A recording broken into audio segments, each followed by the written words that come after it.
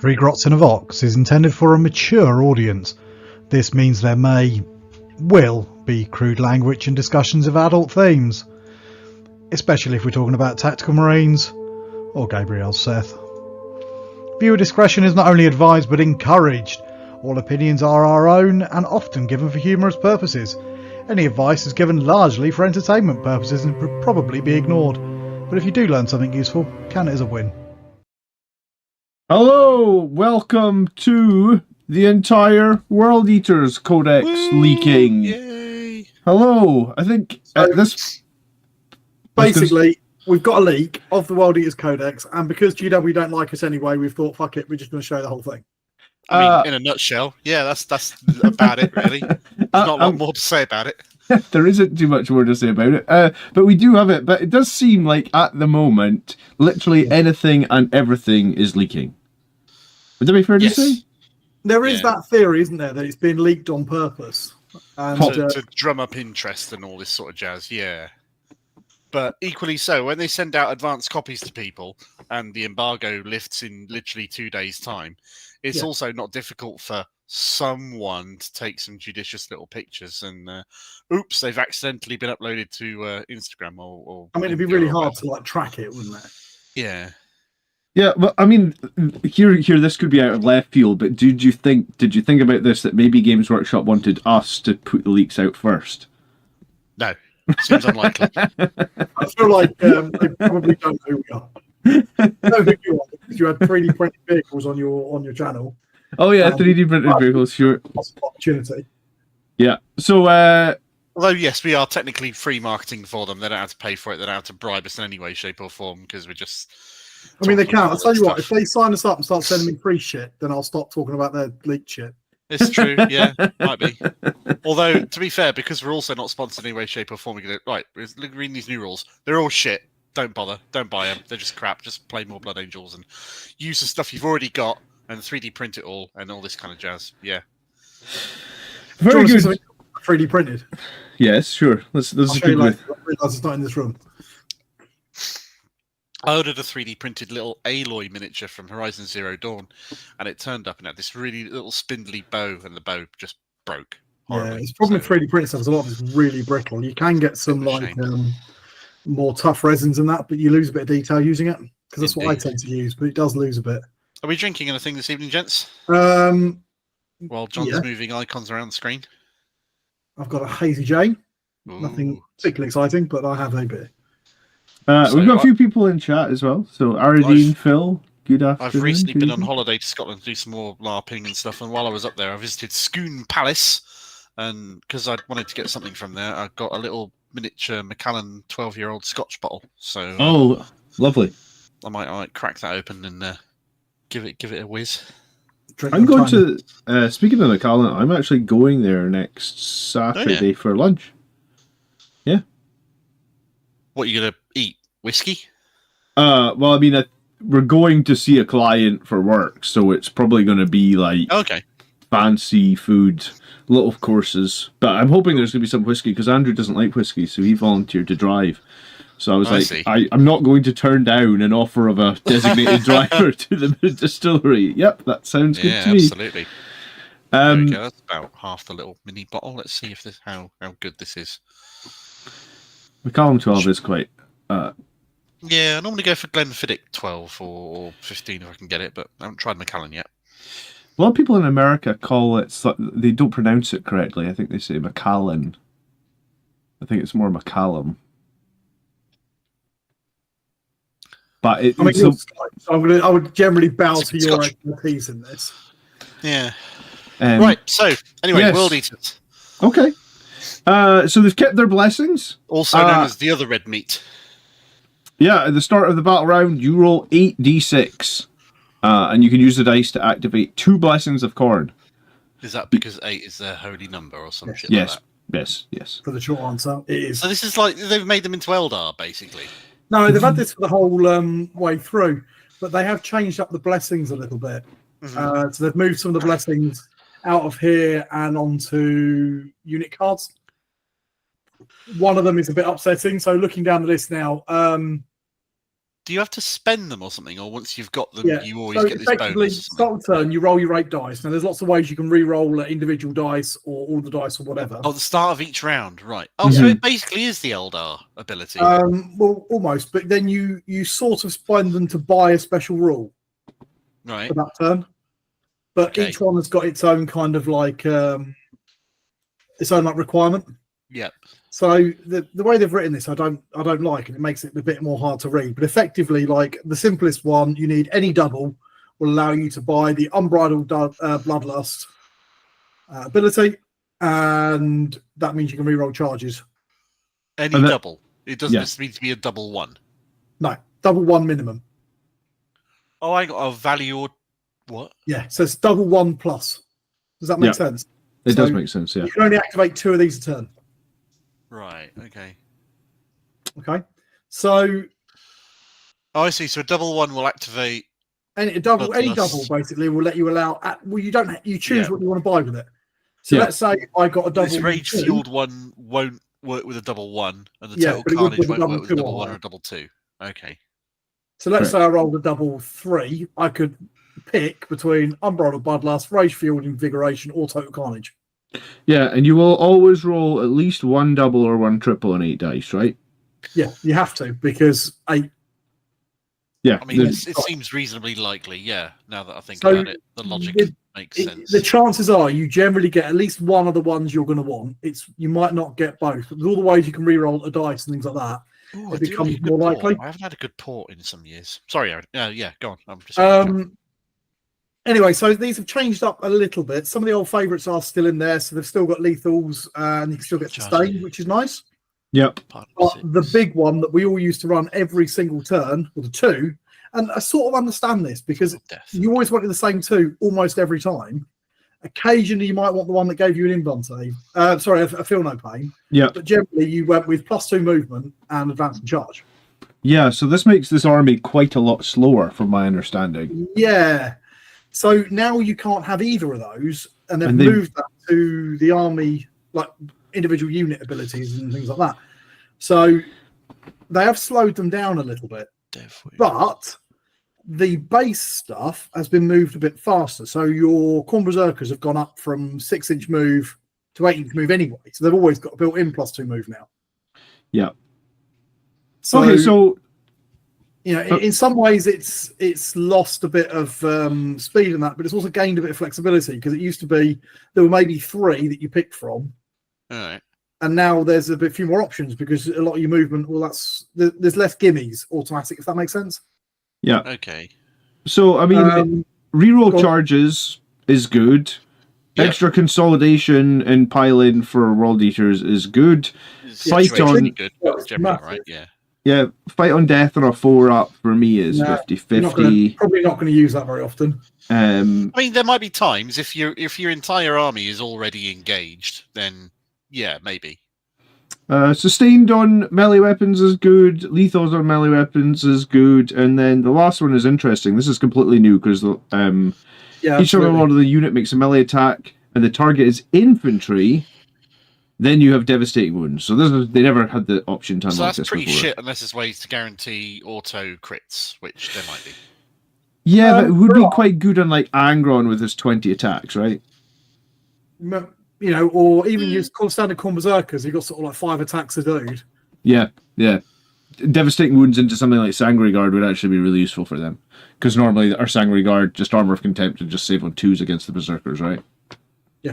So that's interesting, but you do need a double 6 or you need a triple 3 or above. So it's not the easiest one to always get. No. And it's an option, isn't it? That's the point. So I kind of like them. I don't like the fact that they've slowed some stuff down, which I always whinge about with the Custodes, but I like the fact that now you can...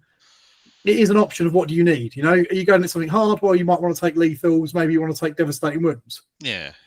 So I haven't seen... Are you needing to chew through a lot of stuff? Well, then in which case, let's go with better consolidation sustainments, And for our audience, none of us have read any of this shit ahead of time, so we're going into this cold. No, we literally got this today, ditched our plan for this evening, and have gone live.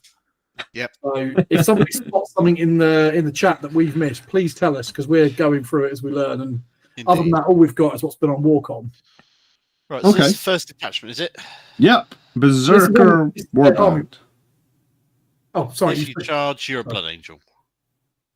Basically, you're a Blood Angel. Right. Oh, you are a Blood Angel. Fine. +1 attack, Almost +2 strength. yeah. Oh, wow. Yeah, you are a Blood Angel. They should have just called it Blood for the Real Blood God or something. I don't know. I've got an issue with this.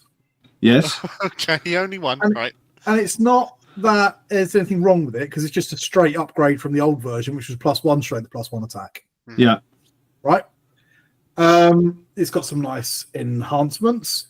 Yeah, the Berzerker Glaive is still there. Yeah.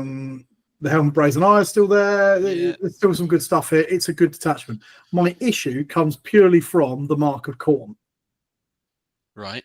So, you're both old. Can you remember what the Mark of Khorne does to a man? No. Oh my god, no. I remember like the Mark of Zinch made you like grow a tentacly arm, did it not? Oh, well, it could do, yeah. Yeah. But so effectively, Khorne is known to be anti-psychic. stats. Okay. Khorne was not bloody extra attacks. It's never been extra attacks.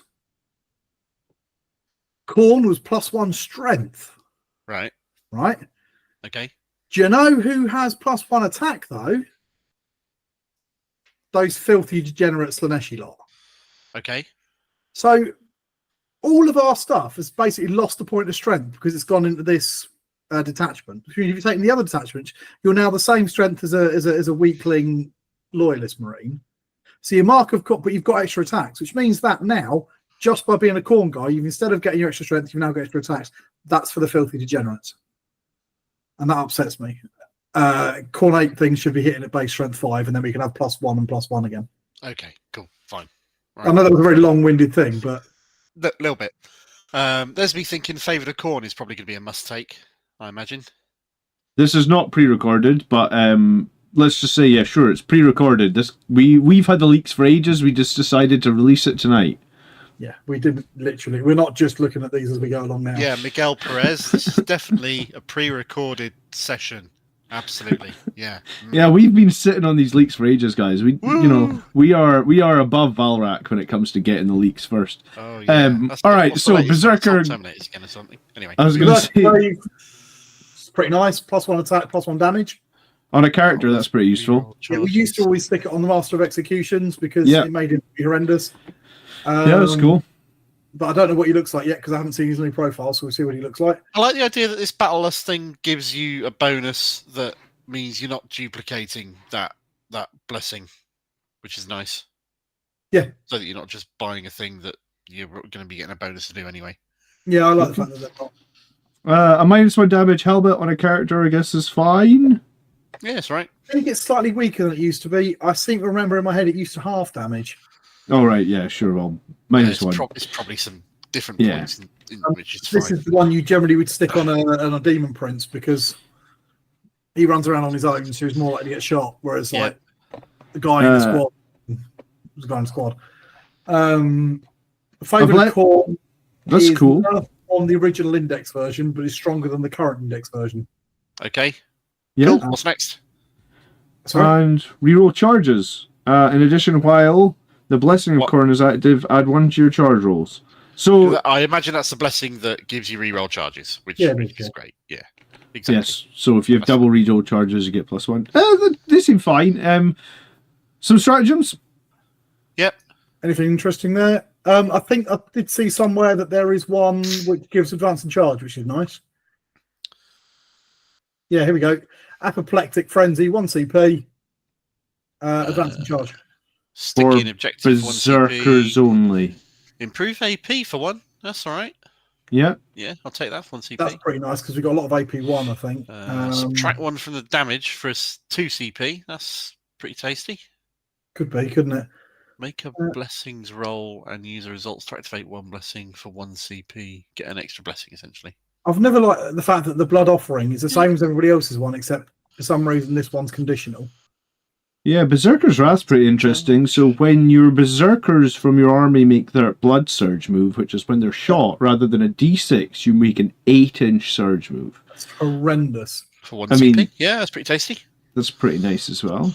So, do you get to charge after making Blood Surge moves? No, no, but the thing is, you can end a Blood Surge move with an engagement range, right? So you can surge into engagement range and prevent the enemy getting their charge bonus. So basically, what you're saying, you're basically saying that if the enemy tries to shoot you and they have any unit within 8 inches of you for 1 CP, you're essentially charging them, and because they don't make the charge.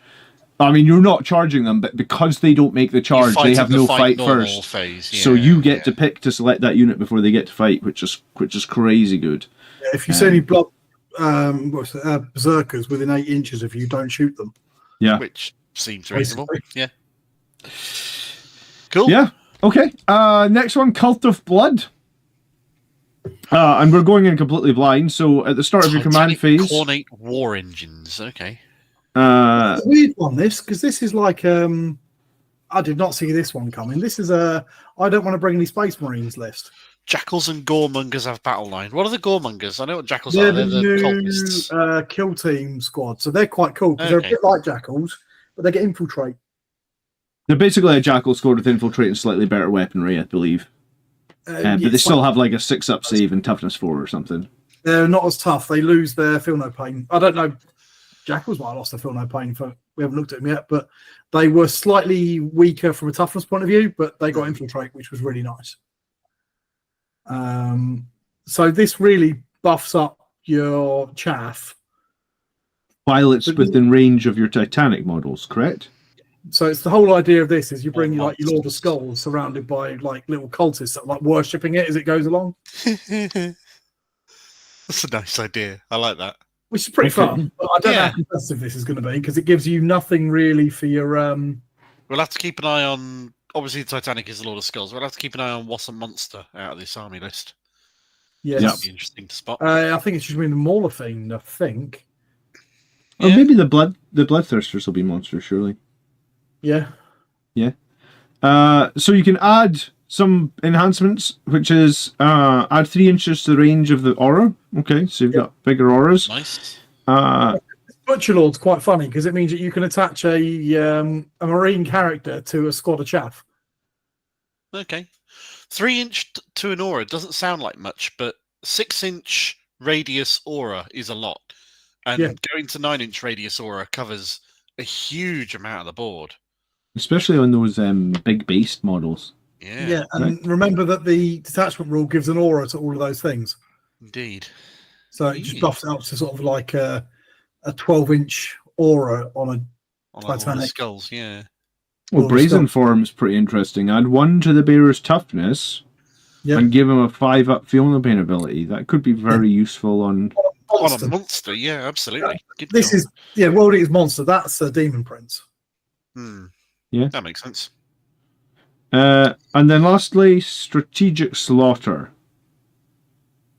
Redeploy some chaff. Okay, fine, great. Cool. It's always useful, isn't it? If it's cheap enough, it'll be really good because that's what we don't know is the points. Especially if you do the infiltrating ones and you infiltrate them in and then pick them up, so they're just not there. Yeah, I like the fact that you can use the Butcher Lord. You can put it on that new Babby Slaughtery man and give him infiltrate, so you can set him up. Reroll the hit roll. Sure. You can set him up really close, which is pretty nasty. Add a new unit to your army identical to the destroyed Jackal's unit in reserves. Okay, fine. Yeah, so lovely. So it's a conscripty sort of thing, isn't it? Yeah. Models have Feel No Pain 6 or Feel No Pain 5 if they're within close to one of your big ones. Yeah. Cool. I mean, buffing Jackals and Goremongers aren't exactly going to... The problem is that Jackals and Goremongers are chaff. They are chaff, yeah. And I mean, they're battle line chaff, and it looks like there's a lot you can do here. You can make them hit more often, you can revive some of them. But you're still making a shit unit slightly less shit, really. Yeah, I mean...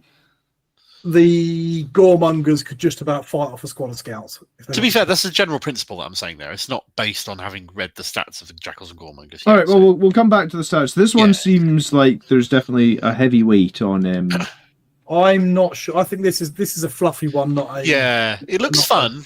One. I'm not sure it's going to wind up being competitive, but who knows? I don't know what chat are thinking about it. Khorne Daemonkin. Yeah, let us know what you think in chat. There'll probably be a combo that we're missing. Right, let's move on to Khorne Daemonkin. Sorry. Yeah, I'm really excited by this one. Okay.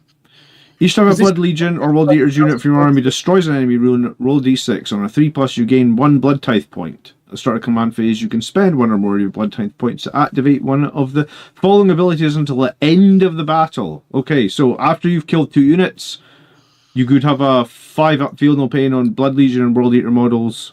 So this is the only army that lets you include the demons. The other ones don't, because the Blood Legion's units are the demons. Yeah. And if we go back to the first page of this presentation, it says you cannot include Blood Legion's units in your army. Unless otherwise stated. Okay, so this is World Eaters plus demons. So this I think could be a competitive one. I haven't had time properly, or we're seeing it. I just got a feeling this could be quite neat. Because demons are pretty. Yeah, and you can take half in the 2,000 point battle. You can take half your points as demons, basically. Or yeah. Gain a blood tithe point, and then as you rack up blood tithe points, you can spend them to do stuff. Okay, this is kind of what they used to do, really, then, isn't it? Yeah, so it's kind of interesting, though, right? Because you're only ever buffing half your army here, right? No, but you're buffing the whole of me. Well, it says on the 3, 4, and 5 it says Blood Legion, and on the top one it says Blood Legion and World Eaters. Yeah, so it depends on which one you pick, doesn't it? Yeah. So I mean, the better ones like getting Lance, for example, affect the demons, would only affect your demons. Yeah. Okay. So it's interesting, right? Like, I mean, you can still build an army where half your army gets a really good bonus. But I guess you just have to keep that in mind. Or maybe more than half, depending on how you build it, I suppose, yeah. Okay. This could be quite a powerful one, especially in like MSU armies and things like that. They've got lots of chaff running around. Oh, no, it can never be more than half, because the demons can only be up to half the army, based on the little restrictions bit at the bottom there that I didn't read beforehand. Okay. Yeah. But that could be all your melee stuff. You could be leaning into melee on there, and you can use the other half for all fire support and things. So, which is quite nasty. Cool. Okay, so enhancements, we've got Icon of War. While you're close, so while demons are close to a World Eaters guy, they get the demon benefits from the Blessings of Khorne thing, where you roll your 8 dice and you do the buff with them. The demons can benefit from it. That's okay, cool. Sure. Bloodful armor, so it's 2 up armor save, and you get a blood tithe point if you die. That's probably a bit naff, unless it's cheap enough. Yeah. I wish there were more models on Juggernauts. I really do. There need to be more Juggernaut riding badasses in this army. Yeah. You know, if you take this one, that means you can bring Juggernauts. Yes. Yeah, sure. But like Juggernaut cavalry with Space Marines on top is just not. They don't exist in the current one, do they? They do, but only Lords.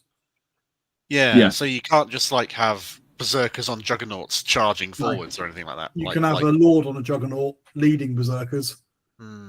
That's a shame. Or with this one, Disciple of Khorne, you can have a Lord on Juggernaut leading Juggernauts, but they're Bloodletters riding it. Yeah. Oh, that's horrendous. I didn't realize they give you Deep Strike as well. Yeah, it also changes keywords, I guess. Yeah. Interesting.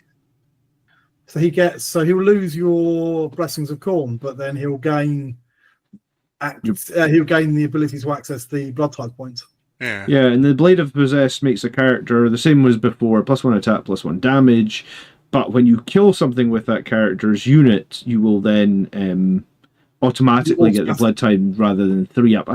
I wonder, this one actually seems like it's quite tough, right? Because you're going to be managing, like, balancing your World Eaters bonuses, you're going to be balancing these blood tithe points, and then you're going to be managing who can do what to get the bonuses at the same time. Like, there's a lot to manage there, I feel like. Yeah, there's quite a lot of paperwork with this one, isn't there? Yeah. I just feel like this seems like somewhere there could be some pretty horrendous combos in, if you got a really good player and knew what they were doing with it. Yeah, potentially. So, stratagems-wise, They have the same 6 as everybody else. Anything interesting? 1 CP to redeploy some bloodletters. Yeah. 1 CP to make World Eaters have Lance. Great. That's actually pretty good. Yeah, 1 CP to gain some battle points and spend more of them, apparently. Blood Tithe points. Yeah. 1 that's quite CP nice. to... There's one here that gives him bump saves. Could be a 4-up, potentially. Yeah. 1 CP for 4-up Invan is better than a kick in the cock. Yeah, and then you've got redeploy here, like Wings of Sanguinius, pick them up, put them back down, 1 Blood Legions model. Yeah, it sounds okay. I think like what you just said, Tony, though, that might be quite hard to keep going with all that going on at the same time, right? Yeah, there is definitely an awful lot of... Hello and welcome to everybody who's tuned in and watching us. If you've been watching since the beginning, then you've heard our rantings. If you haven't and you've only just joined us, then hello and welcome. Hi, all that jazz. We're looking at the new, because we've got the leaked version of the new World Eats Codex and whatever. Indeed. And we've seen models 3 detachments already. What's this one then? Okay, so next World Eaters possessed focused. Okay. So I don't know, and I haven't looked if the Eightbound have got this possessed keyword. I was going to say there must be something new with possessed because I can't think of too much. I'm not going to read it all, but I'm just going to very quickly check to see if they've been given it. So what's this? So the new character. So the new character's got it. Slaughterbound have got it. Yeah. Eightbound have got it. Yeah, so it looks like they've added it in there as a new kind of keyword for these guys. Yeah. Okay. So it's your Eightbound, your Exalted Eightbound, your Slaughter fella. So that's a maximum of 9 units, basically, in your army, because that's 3 different data sheets. Yeah. So this is basically their army rule is Brazen Fury. As you shoot them, they're all making surge moves, from my understanding. World Eater Possessed are making a D6 surge move. These moves let you go with an engagement range of the enemy, and it can't make the surge move if it's battle shocked. That's interesting, right? Because it's only it's a detachment rule that only affects like a small portion of guys, like the possessed. So if possessed, making D6 surge moves, which is pretty random, let's be honest. But it doesn't say anything about you can only make 1 surge move a turn. It just says if a model was destroyed, make the surge move. It says at the bottom you can only make 1. Oh, right, you can only make 1 per phase. Turn. Yeah. Per phase. That's probably not that strong because you lose a model from 2 or 3 units and you roll 3 1s and that does nothing for you. Yeah, it does. And the units that it goes on are really fast anyway, so I'm not sure that they need the extra. Movement 10 units anyway. Yeah. I confess I've never been a real fan of these reactionary move abilities personally, but maybe that's just... I think especially this one in particular. Yeah, it seems underwhelming. Got shot, did it? And you didn't need to take any damage to have... Well, it's a guaranteed 6 roll on the Brazen Fury for that top enhancement, so that's pretty good. Okay, so that's cool. But that's only one of your units doing that. Yeah. Each time a bear's unit destroys an enemy, roll a d6 and a 4-up, you gain a CP. I mean, that's a handy enhancement to have because you're going to kill some stuff, I'm sure, with all those 8-bound. Demons make critical hits on 5s, cool. And the bear's deadly demise inflicts mortal wounds on a 2-up instead of a 6. I would take that. I'd absolutely take that. Yeah, I'd do it every single time because gotcha. I love exploding things. Guaranteed exploding mortal wounds when you kill me, and you're definitely going to be wanting to kill me. Yeah. So I'm not sure how strong this one is. I'm sure someone in the chat's going, yes, but if you use it with that, but it's really powerful. We didn't feel that strong to me. Okay, so strats. Minus 2 CP. Yeah, okay. God, there's one that's like do a battle shock test, so that's rubbish. Yeah. There's one that lets you move through stuff, so basically it's almost like you fly when you charge, so you don't. Little laser pointer now. You've discovered it, haven't you? It's like I do. Every video you make is like laser pointer this, laser pointer that. Rapid manifestation, exalted 8-bound unit that's arriving via deep strike. They can arrive within 3 inches away. Yeah, and look what they else can't charge. But they can't charge, so what's the fucking point of arriving within 3 inches? That's got to be errata to 6 inches as well, I assume, as part Oh, right, of the, yeah, probably. The only other thing, I don't know if it will be or not, actually, you know? I'm pretty sure it will be. They did that so that it's like literally game wide. Maybe. But what I will say is, please remember that you could do that. Mm-hmm. And in this thing, they've all got the blood surge move. So you drop down right in front of someone and go, either you shoot me and I'm going to be in engagement range of you. Yeah, that's it. That's the play, I guess. You can only do it during your movement phase, though. You can't do it when you... But now what you've done is roadblocked them, haven't you? Because if they like... You go like that and you go, right, okay, now it's your turn. What are you going to do about that? Well, you're going to have to walk away 12 inches and then shoot them, walk away 12 inches so that I can't get you. Or charge them and hope that you could enough. Yeah. Yeah, I mean, maybe there's a play there. Immortal Fury, until the end of the phase, each time the model is destroyed, this model fight. So 2 CP fight on death. That's pretty expensive. Oh, sure, but it's a guaranteed fight on death, not a 4-up. Yeah. Until the end of the phase, each time attack as the model is allocated to an enemy model, if your unit is the Exalted keyword and the model is not a monster or vehicle, add 1 to the damage attack. So you've got like a demonic strength type to kill like infantry and stuff that is not monsters or vehicles. Unless you're Exalted 8-bound, in which case it has to be a monster or vehicle. Yeah. Well, okay. It seems okay. I mean, the stratagems seem okay. I just don't know about the army-wide rule being that surge move being all that meaningful. I don't think it's that, because remember, it's not even a full surge move, because it's only up to 6 inches rather than up to 8. So. All right, next, Goretrack Onslaught. So this will be get out your written all over it. This one. Get out your rhinos. This one makes me excited. Each time a World Eater's unit disembarks from a transport into the end of the turn, add 1 to the charge rolls, and you have lance. Cool, Tony, I guess. You've got a hard on. Oh yeah, I'm really excited because it's got a couple of strats in here that let you charge out of a vehicle. Okay. After it's moved, I assume, rather than before it's moved, which everybody can do. Okay, so if the Bears unit disembarks on the transport, there's no Overwatch. I mean, that's cool.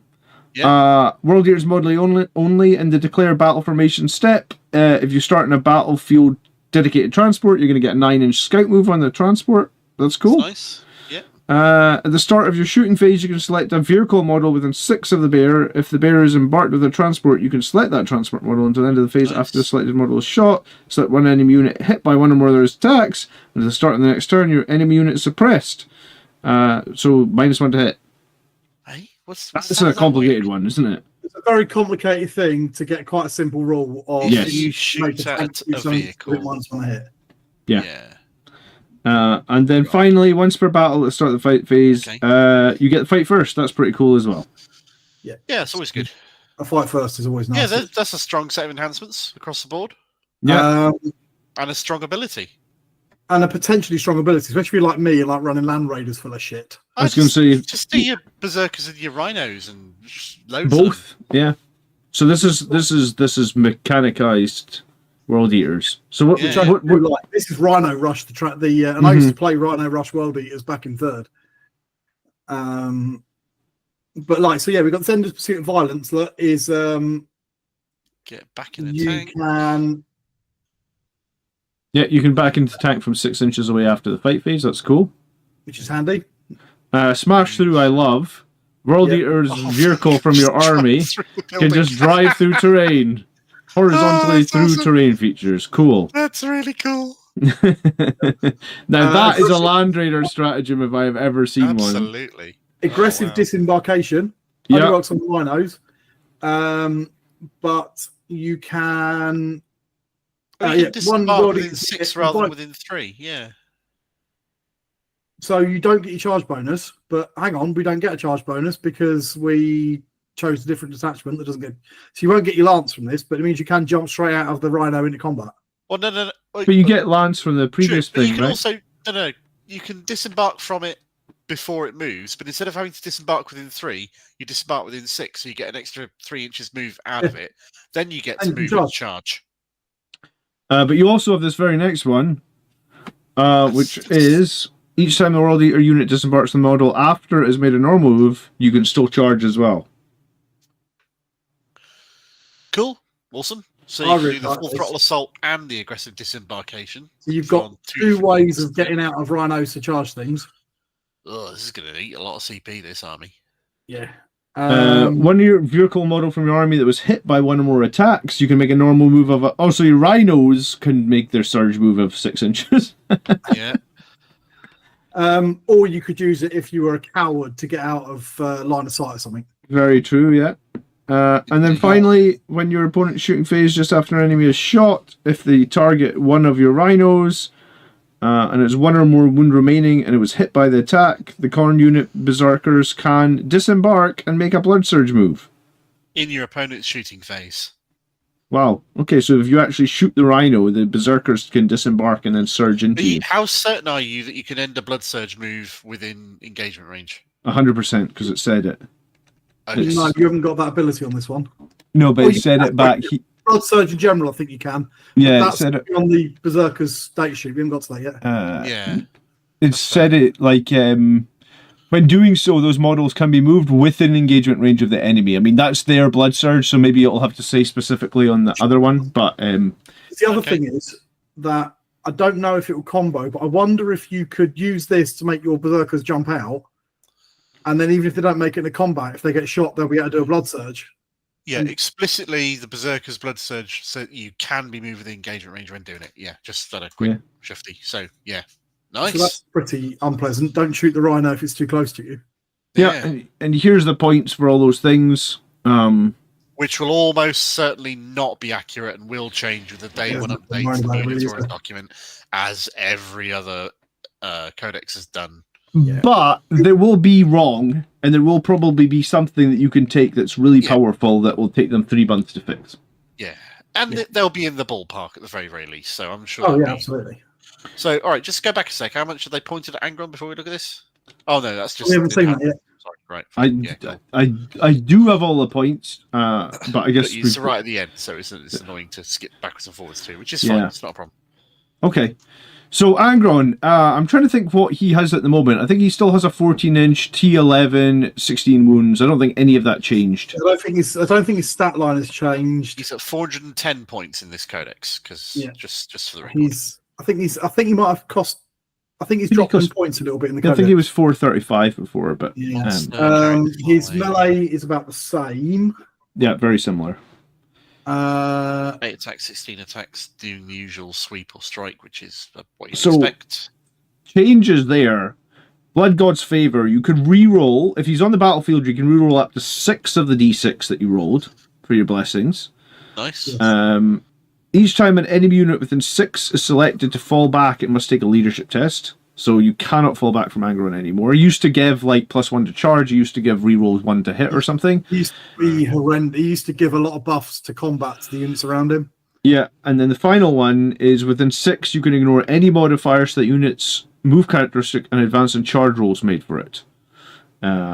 And each time a model in this unit makes a melee attack, you can ignore all the hit modifiers to the weapon skill characteristic or any modifiers to the hit roll. Wow. So basically, because he doesn't have the World Eater's keyword. And he can still come back to life as well because he's a little bastard. He can, but they've made that a bit weaker as well. So they've moved his coming back to life ability onto him itself. Yeah. And he now doesn't come back with full wounds, whereas he used to come back with full wounds.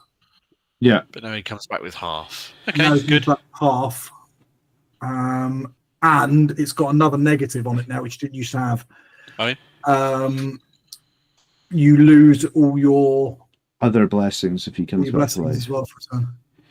So you need to roll 3 6s to bring him back to life. You don't get any other blessings, and then this driven by ultimate rage is a lot worse, right? Because Angron used to be able to give reroll 1s to himself, and he also used to be able to give 1 to his charge rolls. Now he's doing none of that. So when he was more of a World Eaters, right? Yeah, because he was like a solo missile. Now he's more buffy than solo missile, I guess. It's the other way around. It's the other way around. He used to be solo missile, but basically he used to give melee buffs to everything around him. Yeah. Now he just gives nebulous buffs, and he doesn't hit quite as hard. Yeah. and he doesn't come back to life quite as well as he did. I think it's a fair nerf to Angron, to be honest. I was going to say, like, if he goes into Sangre Guard now and he's -1 to hit, so he's only hitting on 3s, and then he's -1 to wound, so he's only wounding on 4s, and then you Armor of Contempt it, like, he doesn't kill very much at all at that point. In chat, Miguel says his AP's gone down from -4 to -3, which... Oh, good point. Does matter. Even if they start doing that against some Sangard and you start laying buffs on them, then that's... And he can't be... to a armor save, to be honest.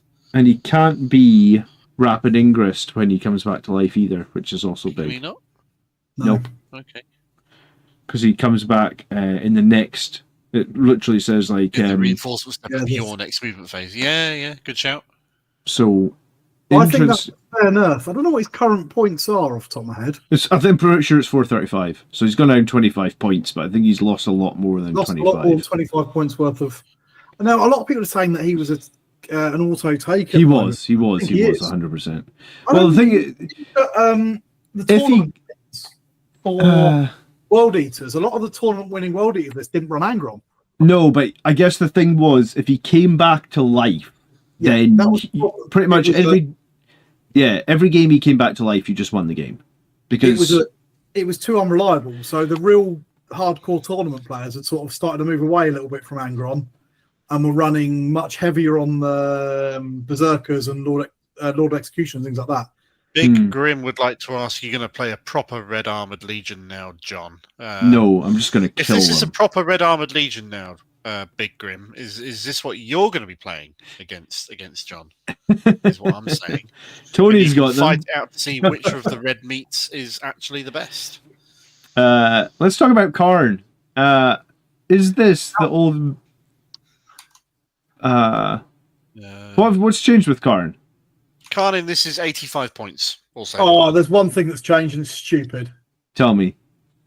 He doesn't kill his own models. Charge and a regular charge profile for his pistol. Oh yeah, that's stupid. He always used to only supercharge. But he never it was calm. So while he's leading a unit, he's rerolling hits and wounds of 1. That's cool. At the end of the charge phase of the model's leading unit and the unit is not within engagement range, 1 or more enemy units, you must take a leadership test. If the test has failed, he kills one of his own guys. Yeah. And the first time this model is destroyed, roll a d6 and a 2-up, he comes back to life with 3 wounds remaining. So that's new. That's better. He used to have fight on death. That's new. Okay. So he's coming back to life most of the time. For 85 points, I'd bring him every game. Yeah, that's a points drop as well, I think, if that's what he's costing. I mean, obviously, he might not stay that points cost, but for that, hell yeah. His axe is pretty darn nice. If you talk about that detachment where he's a Blood Angel, that's 9 attacks at strength 9 with flat 3 damage. 85 points to re-roll all hit rolls of 1, all wound rolls of 1, guaranteed get back up to life when you die. Yeah, I mean, there is a slight downside of he might kill your own dudes. Yeah. So probably units of 20 Berzerkers now. That's a cost Can you? Business. Isn't it? Yeah, they've put the Berzerkers back up to running up to units of 20. Okay. Well, Khorne seems pretty nice. Not too much has changed apart from his pistol, right? And his fight on death. Nothing really has changed apart from his 20 Berzerkers would be 360, so that plus Khorne would be, 445? Yeah. So that's a good quarter of your army if you do it, but still. I'm definitely doing it. I'd rather do that than Angron. Yeah, it's fair. I'm only losing a little bit of movement. So I know Angron's movement 14, but he's a big old monster which causes its own problem. I love that the rhinoceros horn on this thing is a chainsaw. It's just stupid. Yeah. It's great. Yeah, I'm running Khorne, definitely. I mean, I already bought him, but... Yeah. So how's the Lord Invocatus looking? I'm really upset that he's now got a hazardous profile for his plasma. I'm sorry, Big Grim. You've just lost all credibility by saying that you're running anything related to word bearers. Yeah, okay. You can just get in the bin now. Yeah. The reason that everyone loves Khorne is that he would have killed Erebus if they then teleported him away. Ugh, Lord, fanboy. Ugh, I thought you had some taste to you. Ugh. Anyway, me and Big Grim are supposed to be having a game of boarding actions pretty soon, so don't worry, I'll put the heart on him. Excellent. Yeah. Okay, so you don't need to. If he's a Lorgar fanboy, you don't need to put any hurt on him because he's just suffering by dint of his sheer existence. Anyway, sorry. Yeah. So Lord Invocatus is a bit tougher, a bit faster, doesn't hit as hard as Khorne. His old ability to give things the scouts. That's what we're really 110 points. Yeah. So this model is leading unit. Models in that unit have deep strike ability, and each time they make a normal advance, fallback, or charge, it can move horizontally through things. Okay, so that's a thing that happens. Scouts And each time the unit ends a charge, one model with an engagement range of the model roll a d6. I mean, the only reason anybody ever took this guy was you could give 2 units scout. Yeah. Now he does up to 6 mortal wounds on the charge with a stampede. So I don't think unless he's gotten horrendous points drop, the reason you bring him was to scout 2 units up the board. Yeah. So and he can lead Eightbound or Exalted Eightbound or Khorne Berzerkers. Or I'm not. Juggernauts if you take him in that detachment. I'm not sold on that. Yeah, no, I'm not sold on this guy at all. Okay. Demon Prince of Khorne. Lord of Murder. Excellent. That's a good. Were Demon Prince's toughness 10 before? I feel like they were T9. Maybe I'm wrong. T10 on Demon Prince now, 10 wounds? It might have been. I've got it on here somewhere. So Lord of Murder, while model is within 3 inches of one or more friendly world eaters, it's a lone operative. Each time this model makes a charge move, he gets devastating wounds on his melee attack. Not bad when he's at up to 16 attacks. Once per battle round, one model from your army can use its... Once per battle round, one model from your army with this ability can use it when a friendly World Eaters unit within 12 of that model is targeted with a stratagem, reduce the CB cost. So it's kind of like the captain ability for a Space Marine character, but used within 12 inches. Sorry, I just want to address something in chat briefly here. Grim, you're absolutely right. Lorgar was right to run away and hide in the Eye of Terror like a giant pussy. So, yeah. Yeah, we're not going to disagree with that. So... they've made him work. So this guy's got worse ballistic skill than he used to. He used to hit on a 2. Okay. For no apparent reason. His melee has been buffed a little bit. His strikes now. He's got a couple of extra attacks. Okay. And he's got devastating wounds on the charge. So they were strength 10. Now they're strength 8. They've lost 2 points of strength, but gained 2 more attacks. Okay. AP. He's gained a point of AP on his sweep profile. So he's 210 points, or if the one with wings is a different data sheet, that one's 215 points. It's a different data sheet, yeah. Okay. Here's the one with wings.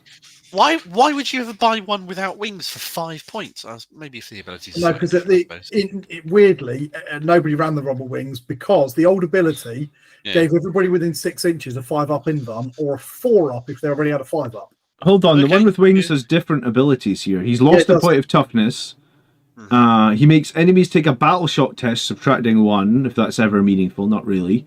And each time the model ends a normal or advanced move, you can select one enemy unit that moved over and do, like, basically grenade them. So it bombs them. Okay, sure. Yeah. Fine. So the standard Demon Prince has lost his ability to make everybody around him tougher, which is what he used to have, and instead he's slightly more... He has got lone op, which will obviously help. He has got lone op, but it used to be that you could shoot him, but then you'd put that helm of brazen and whatever on him to reduce the damage. Yeah, and he made everybody around him have a 4 or 5-up invuln. Yeah, so he was really powerful. The old foot. And as a unit that you want, a big tough unit that you want to charge and get into melee, having the CP boosting power thing is actually relevant on him. Maybe. I mean, if he's 210 points, he's hugely more points than he used to be. He's gone up by a lot of points. So. Yeah, I don't know if I run him at 210. I don't Normally things that have got the vect ability these days are tiny little crappy units that you don't want to charge into melee or get anywhere near a fight. Yeah. But at least with this guy you do, so he's got a chance of being able to use that direct slaughter ability. All right, let's move. The guy with wings he was shit before and he's still shit now. Yeah, but for some reason it's 5 points for the wings. Seems cheap. In current points, the guy with wings is significantly cheaper than the guy without wings. Yeah. I'm trying to think, like... his ability is just useless. Which, the winged guy? Yeah. 4 inches extra movement is not nothing. No, but he doesn't actually hit outrageously hard in melee. No. His AP is pathetic, isn't it? Jeez. Yeah. I mean, 3 mortal wounds isn't the worst thing in the world. He's faster, but then what's going to be with him? Nothing. So he's a missile, but just a not as good Angron. Yeah, he doesn't have lone op, which I think might be meaningful for the other one. And his ability? The old ability was quite fun. He used to have Oath to Khorne, which meant you picked an enemy unit, and then you got 4 re-rolls to hit and wound against that enemy unit. But if you didn't kill it by the end of the game, your guy died. So, well, okay. Which was, I know by that point, who cares anyway? Which is quite a fun, fluffy thing to do. But it just nobody took him. So this is like a character 8-bound, is it? This is the new one, the Slaughterbound, yeah. Right. So he leads the 8-bound. In the book, he's 90 points. Okay. He has the exact same ability as the Finest Hour Captain, so he can add 3 to his attacks, and he basically has a Power Fist. So he can get Dev Wound Power Fist on 9 attacks. I guess it would be 10 attacks if you got that detachment to get +1 attack, +2 strength. So it'd be 10 attacks at strength 10 with devastating wounds once per game. And he can bring 1 8-bound back every turn, which is pretty strong, I would say. Yeah, that's not bad. I mean, they're not weak. They're not easy to kill. No, because 8-bound I think are toughness 6 with a 3 up 5. A lot of work in to kill a few of them, so getting 1 back a turn is. I'll tell you what is quite handy actually is the bonus that he gives. Giving them Scout 6 is quite nasty when you think how fast they move as well. That's a 10-inch move unit that starts 6 inches up the board. So this guy probably I'd pay 90 points for him. I was going to say he probably instantly surpasses Lord Advocado now, where you just want Slaughterbound with your 8-bound now, right? I think. Well, you used to use the Invocators to sort of scout up Jackals, actually, just some chaff, to get them in the mid-board from the start of the game. Sure. I mean, some people did use it to get your 8-bound across the board quicker, so this is a good way of getting them across the board. Do that. I think this is a better way of... Yeah, I think this guy, what did you say, 90 points? 90 points in the book. In this book, So obviously that may change, etc. I don't think he hits outrageously hard, though, is the only thing I will say. What, 10 attacks at strength 10? Yeah, but once. Sure. Then it drops. Might well be all you need, really. It might be all you need. But then let's say I've used it, whiffed it, because we've all done that with the captain with whatever. It's true. And then what I've got is a character with 6 attacks at strength 8, which isn't bad. No, it's just a Power Fist, really. Yeah. It's just a Power Fist. I mean, it looks like he should have more than a Power Fist that he's got basically. I looked at the new Nurgly character at the same time. I was like, hang on. I think the Nurgly guy does more damage and is tougher. Can't even. Yeah. I'd take Khorne. Can I just can one of you explain his right arm to me though? No, because it's supposed to be a demon claw. Have you never played Doom? Yeah, but I thought that when your arms converted like that, it was Tzeentch, not Khorne.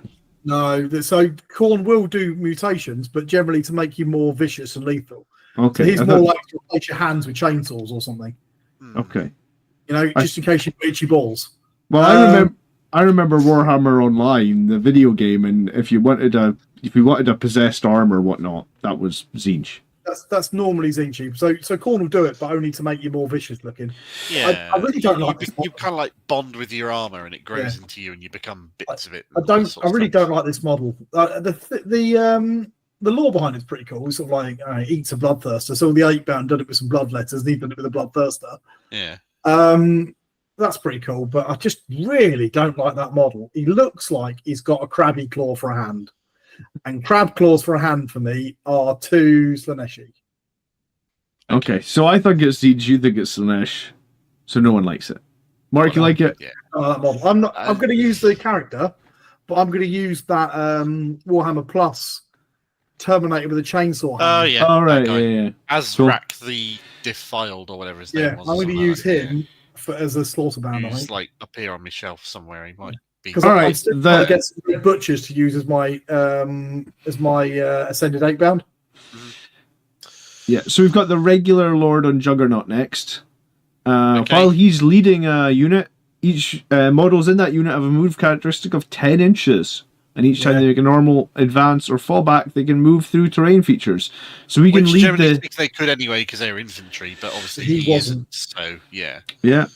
Each time this model is selected to fight, when determining which models of the unit are eligible, any models that are within 3 inches of one or more enemy models are eligible to fight.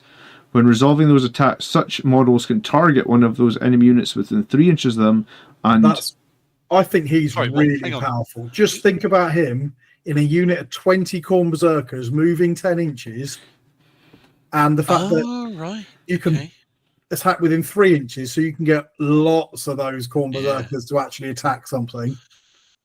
Yeah, that's pretty tasty. Points per book. This guy's 90 points. So I generally think he's probably more useful than that Slaughterbound is, to be honest. I don't think the extra buff is needed from your Eightbound. They already do their job fine. Yeah, that's true.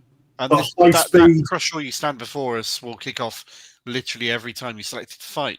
Yeah. So you still have to have your unit within engagement range, right? That's what I'm reading. But anyone that's within 3 inches of a model, even if they're not within engagement range, can still fight. Or base contact of the thing. Yeah. This in a big unit could be a boatload of extra, quite powerful. And it allows you to massively spread out as well, which you didn't necessarily have to before. So that's interesting. I think this guy, the old one, we started to see him a little bit in non-Angron lists because he was so cheap. Yeah. But the new one is just better in every way. I mean, just as a comparison, because I've got him up on the screen here. Yeah.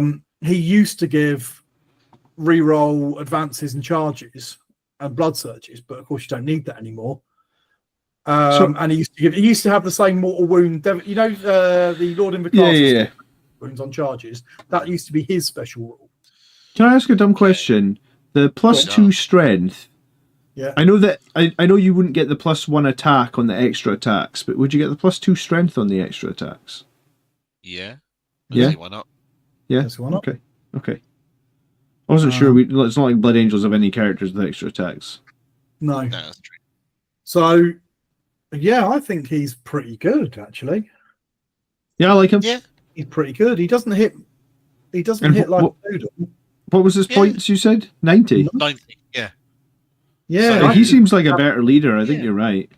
Yeah, I'm gonna build my Lord Invocatus. Leading one blob of 20 Berserkers and Khorne leading another blob of 20 Berserkers. Yeah. That's half your army. Oh, and then a Master of Executioner leading a blob of 20 Berserkers. Here we go. What does a Master of Executioner do? Does he still get fight first? No, he's been heavily nerfed. You can reroll advanced rolls on that unit, and each time you make a blood surge roll, you can reroll the d6. He's also down. Assuming he's down. He's at 70 points in the book. Yeah, he's taken a humongous nerf. I mean, he still has the reroll hits and wounds into enemy characters with precision, which is nice. Yeah, but the reason that anybody took him was the fact he gave fights first. He was a Judician. Yeah. So he's lost. To be fair, having seen how much CP some of these detachments will require, because you want to be wanting to spend their strats quite a lot, that ability-worthy skill there has some potential. Yeah, chat saying as well, he generates CP. Yeah. Well, remember there's... I was going to say, remember he has to destroy the character, it's his unit, which is a good thing. Yeah. But remember, there's that enhancement that he can get where +1 strength and +1 damage, right? So, like, he's charging, so he's getting +3 strength, so he's strength 10. He's got dev wounds. He's getting 6 attacks. He's rerolling all hits and all wounds. So basically, the opponent only needs to maybe fail like 2 of those, or you roll 2 6s and just instantly dev wound the guy for 6 dev wounds and he's dead. Yeah. So the chances of him killing a character if you give him that enhancement are still pretty high. Yeah, they're all right. It's not. I mean, everyone used to run him with the Berzerker Glaive because it turned him into some horrendous monster. Mm-hmm. But it was the fights first is why you saw him in every army. Yeah. I mean, he'd still be good inside a Rhino with like 10 Berserkers, right? Yeah. Why? I don't think it's worth it. Why would you bring? How many points is this guy? 70. What did I say? 70? Yeah, 70. I'll spend 20 more points and put that Lord of the Juggernaut with him. Maybe. Yeah. Probably. Why would I bother with re-roll the Blood Surge move when I could just have everybody move 2 more inches? Fair point. Well made. No, that's true. Plus, riding a Juggernaut is infinitely more badass than just carrying a big axe. And I think, I think the Juggerlord hits harder, gives a better special rule, speeds up all my models. Probably, yeah. Yeah. You're probably right. But it's not going to be reliably frequent enough. I don't think. No, I don't. I think the Master of Executions has gone from an auto take to a. Okay. No, fair enough. Eightbound. This is a funny change, isn't it? They used to have 2 weapon types, right? So what they've done with the Eightbound and the, because I saw this earlier, and the Exalted Eightbound is the old ones. The Eightbound were pretty good. They got multiple choices. They got heavy chain glaive, eviscerators, and lacerators. So you could sort of, so you had a sort of a varying set of weapons. But what it meant is you had anything from kind of strength 10 down all the way down to sort of strength 6. So you had a nice set of damage profiles to attack pretty much whatever you wanted. And you got rerolls of Exalted Heirloom weapon things. Yeah. But what they've done is they've kind of ditched the profile for killing anything, and they've locked it into this guy is now really good at killing infantry. Yeah, I was going to say they've given these guys a Primaris treatment, right? Like these ones are the ones for killing infantry. The Exalted Eightbounds are the ones for killing vehicles. So it used to be your Eightbound were good in some ways. They got the sort of the scout move, which meant them faster, but they didn't hit as hard. So it was like, do you want fast guys or do you want slightly harder hitting guys? And that's what the difference was, really. And there was a real choice between Exalted or Eightbound, whereas now you almost need both. In fact, you would never take Eightbound because you don't need anti-infantry. Yeah, you're right. I don't think you're ever going to see Eightbound anymore because you don't need things. Because the rest of your army can do what they can do offensively anyway. Yeah. Yeah, you Berserkers can butcher a load of infantry, so why would I bother with these guys? All right, they've got Scout 6, which is nice enough, but we've got ways, as we know, of speeding other things up. So points in this book, they're 155 for 3 or 310 for 6. That seems a lot. For which, the Exalted or the regular, sorry? Regulars. Yeah. And what are the Exalted points? 175 for 3 and 350 for 6. Wow, yeah, I don't like either of those units. They're way too expensive. They're way too expensive. I mean, because I literally played these guys with Sangri Guard last week, and Sangri Guard will slaughter these guys. And not even take hardly any losses. And that was when they had good weapon options. Now with the weapon options that they have, they're not killing any Sangri Guard. And Exalted Eightbound, they're just chain fists. Yeah, they've got no choice. They've just got chain fists. And the problem with that is I don't need chain fists. They're one-dimensional, aren't they? They're one-dimensional. So I've gone from the old one was brilliant. But 3 wounds is not. Yeah. They're not that tough. Maybe if they had a 2-up, 4-up. Fast, but the real problem is 4 attacks at weapon skill 3 and only strength 8. Why would you take them? Why are the Exalted Eightbound, the guys who've pretty lost it, same hitting just as hard, but with less attacks than the regular Eightbound? That doesn't make sense. So the old Exalted Eightbound, they've gone from strength 14 strength 8. Yeah, it makes no sense. They were strength 14 with twin linked before. Yeah. And now they've just got this kind of anti-monster, anti-vehicle thing. So, yeah, sure, they're okay into that. I don't know why I take them. Because when you're strength 14, you're wounding all vehicles and monsters on a 3-up anyway. And you have twin linked. And you're twin linked. Yeah, and then you wound everything. Yeah, these units are horrible. Their points costs are horrible. Yeah, absolutely. I think, unless they're going to take the most monumental points drop, I don't know why I'd bother with them. Do you know, this is when we cue the line. Tony, where do we put these units? In the bin. Oh, that wasn't the line I was expecting. Fair enough. No, that was the line I was expecting. Oh, okay. I thought it might have been just a bit shit, really. Oh, well, that one too. Yeah. That's his other catchphrase. All right, Berserkers. Chat new. There's one in the chat's like, in the bin. I'm sure someone out there, I'm going to be told I'm wrong because Art of War have said they're the best thing ever since sliced bread. But I think looking at those profiles, I don't know. Art of War ain't going to be saying that for 2 days. They're late to the party. Yeah. We were allowed to get out before then. Okay, so we know what Blood Surge is. That's what Berserkers have. You can now take them in 20-man units. You can't take them in anything less than 10, and 10 is 180. Okay. But that's the only thing, because you used to be quite common to run a little unit of 5 as a spoiler unit. They were pretty nasty for that. So for every 5, you can take one, essentially, Power Fist. It's called a Berzerker's Eviscerator or a Khorne Eviscerator. Yeah. Okay, sure.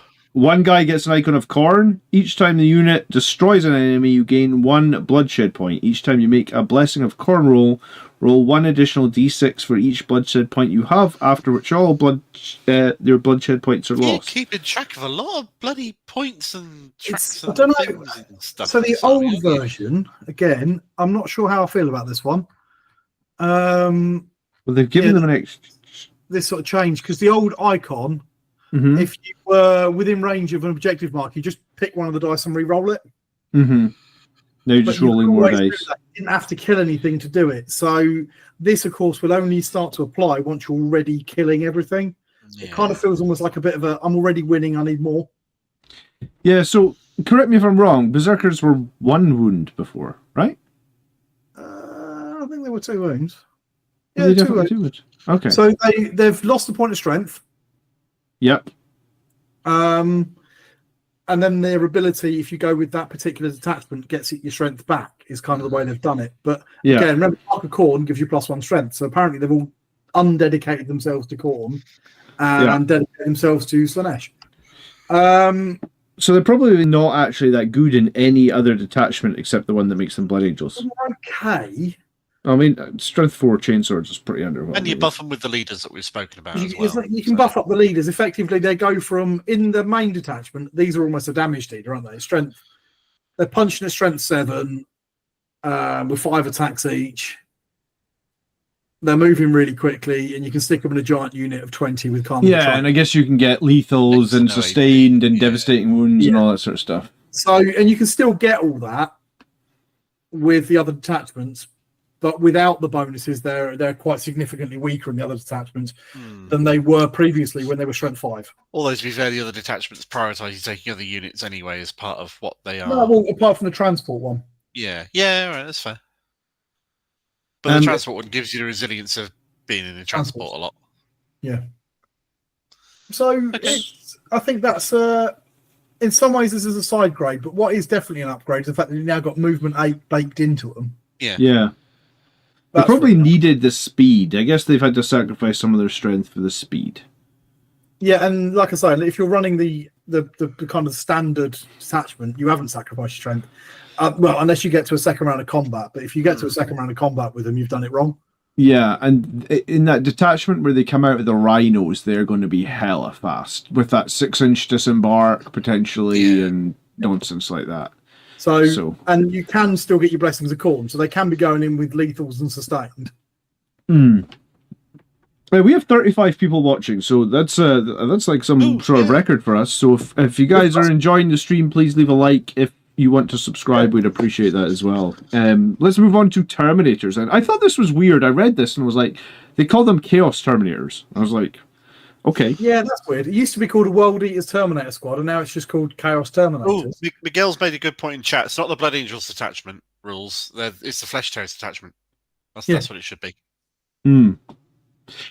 Okay, so Blood Fury. Each time a model in this unit makes a range attack that targets the closest enemy unit, you can reroll hits. Each time a unit declares a charge that targets the closest enemy unit, you can reroll charge. Yeah. Interesting rules, I guess. Yeah. 185 for 5, 370 for 10.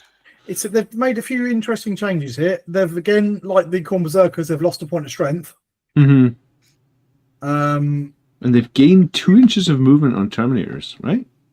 Losing a point of strength. Wow, the Calcius have gone from strength 9 to strength 8, which is a bit annoying. Yes. It's the whole Mark of Khorne. They've lost the Mark of Khorne thing again. But one thing they have gained is they're now, I think, the fastest Terminators in the game. Yeah. So is that meaningful for them? Well, having a 7-inch move on a Terminator squad is pretty horrendous, isn't it? Yeah, but who can... I'm not... Correct me, I don't know. Who can actually lead them? Like, is there any characters that are good for leading Terminators? I don't think there are any characters that can join the squad of Terminators. We haven't seen any. Yeah, I don't think we've seen anyone. So they can have Power Fists, they can have Chain Fists.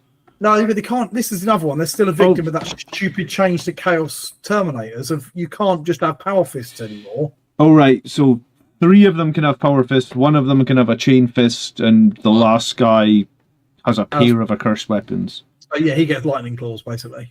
Oh, that's pretty horrible, isn't it? It's annoying, isn't it? So this is a weird squad for World Eaters. Like World Eaters to me are a unit that's going to kill you in combat. I do not know how meaningful re-rolling those combi bolter hits of 1 is going to be. Not at all. Really. Oh, it's not even hits of 1. Sorry, so you re-roll the hits, but for some reason they've got ballistic skill 4 up. I guess they just never practiced with their guns. Yeah, I don't know. It's a weird one, isn't it? So yeah, but they've all given. Yeah, they've just got basically more shots, but. The other thing that's interesting is we never saw World Eaters Terminators before, really. And I don't think we will now, because even their special rules taken quite a big nerf. Dude, their guns are total crap for what you're paying. What did you say, 185 points? Yep, that's right. You're getting like 10 shots at AP 0. No, and then... you're not. Look at the rules. Oh, Rapid Fire 4. Rapid Fire 2 to Rapid Fire 4. So basically, what they've done is they've nerfed the ballistic skill and turned them into walks. So how many? Hold on, you've got 1 Reaper autocannon, which has, I guess, with a rapid fire sustain 6 shots, and then everybody else has a combi weapon or a combi bolter. Is that right? Yeah. Yep. Yeah. But you're only hitting on 4, so even if we were within 12 inches and you get 6 shots out, you get 24 bolter hits. You hit 12 and then you're re-rolling, so you get 18 strength 4 hits. I still think 18 strength 4 hits with 0 AP is for the most part meaningless. I think these might be garbage unless they're really cheap. I'm guessing they look like they care as much about shooting as the orcs do as well. Really, Just like token I don't like. We never used to see them before. I don't think we will now. Because like I say, even their special rules take up enough. The old special rule was +1 hit if the unit's taken casualties. Now I don't like anything that takes casualties, but at least it was a useful buff that always had something once you've done. You know what I mean? Whereas this new one, buffing the shooting, who gives a shit? It's rubbish. Okay, yeah, I agree. I think those Terminators are overcosted and they're rubbish. So unless they become incredibly cheap, at least they're fast, I suppose. But then they're not as fast as Khorne Berserkers, and I don't think they hit any harder, really. Do you know what? This is really...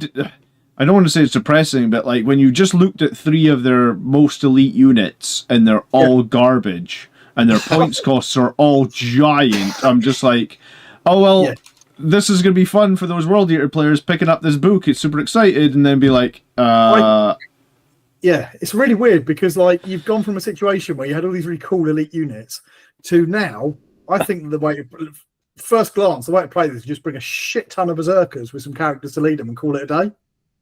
Okay, so we're talking stuff.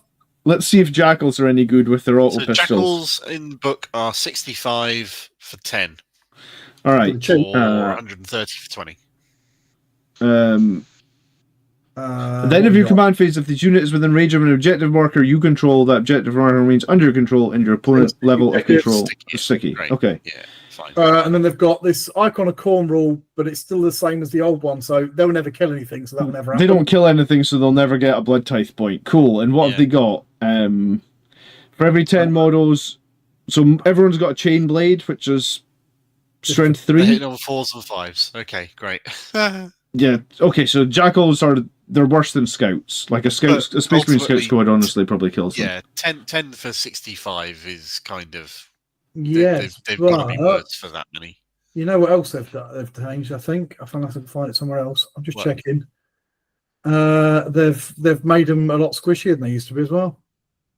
Yeah. What? So yeah, Jackals used to get. I feel no pain, right? They've lost their feel no pain. Yeah, so Jackals are absolute, like, I'd almost say they're dog shit now. You know what would really annoy me about this unit? Well, they've gained a point of toughness. They've gained a point of toughness. You'd spend 40 or 50 quid for a box of 10 models that would be spindly and very detailed and annoying to put together, and you'd spend that much for 60 points on the board. Sorry, 65 points. Yeah. They don't achieve anything. They used to... They used to have that cool rule where if they were holding on an objective, you could reroll some of your blessings of Khorne. I guess that's gone. Yeah, they've lost that. That was the old icon of Khorne. But this new version, we have to kill things to get it. That's so stupid. They're never going to get it. 'Cause they can't get it. I don't think I've seen a Jackal unit kill anything in the 30 games of World Eaters I've played against this edition. Have all taken a nerf. Well, hang on, they haven't taken a nerf. What they've hang on, okay, it's just changed. So what they've done then is they've apart from the Skull Smasher, which has taken a nerf, they've put an extra attack on it, but it's lost sustained. Yeah. I think I'll revisit my earlier statement where I saw that the buffs that these guys get in that detachment where they're standing around big monsters and Titanics they're good buffs on shit units. All right. They've lost their strength, they've gained a bit of toughness, but they've lost the feel no pain. Yeah, that's not good. Toughness 4, 1 wound, armor save of 6 up. Do I really care if they get a 5 up feel no pain? Well, it used to be quite really. good. You put them next to that old foot demon prince and give them all a 5 up invuln. Yeah. And that was more annoying. Yeah, I think Jackals are definitely not exciting either. Hellbrutes, let's see if these are any good, right? Toughness 9, 2 up save, 8 wounds, which is kind of a weak profile, honestly, if you compare it to like a Redemptor Dreadnought. What's the points on a Hellbrute? Mark, you got them? They are 165 in the book. 165. Okay, if this model is equipped with 2 melee weapons in addition to its close combat, add 2 attacks to the characteristics of those 2 weapons. In your opponent's shooting phase and the fight phase, each time an enemy unit targets the model, after it is finished making attacks, this model can either shoot or fight. But when resolving this attacks, it can only target who is targeting it. Interesting. The old Death Company Dreadnought. Okay, yeah. I like this guy. It was good then. I'll tell you why. Have you noticed that he's the world's fastest box knot? Yeah, 9 inches is fast for a box knot, that's true. He's got a 9-inch move. That makes him just genuinely quick. It's quicker than a Redemptor. So what's his default loadout? A missile launcher and a multi-melta and a close combat weapon. And you can replace the multi-melta with a fist if you wanted to. You can replace the missile launcher with a hammer or a fist or a power scourge. And then you can also have a combi bolt or a flamer. What could you do? You know, standard. 495 points for 3 of these. Okay. What, you can run them in a squad? No, but if you take 3 of them, then it totals 495 points. His weapon skill is pretty bad, though, right? Like. Oh yeah, that's pretty awful. It's 3 up. Unless you take the big old hammer. Yeah, and then it's 4 up. It's the same as everybody else's weapon skill on a Dreadnought. Yeah, I was just blinded by all the 4-ups in the range weapons one. I didn't see the melee. Yeah, all the range weapons have all gone up to 4 up, but they've all gained rapid fire. Okay, so I think attacks characteristics of those 2 weapons. So yeah, ignore the range weapons one and just give it a boatload of melee, because the ability buffs all of that melee stuff. Yeah, and to attack a whole shitload of times. Buffed up his speed. Fast. They've given him extra attacks on all of his weapons as well. Okay, so Dreadnought runs fast and hits a lot. Yeah, okay. He runs fast and hits hard. So what do? You give him a you give him a Hellbrute Fist, you give him the Hellbrute Hammer. So he has 8 attacks on those 2 things, and then you choose your weapon profile. Basically, is that what you're thinking?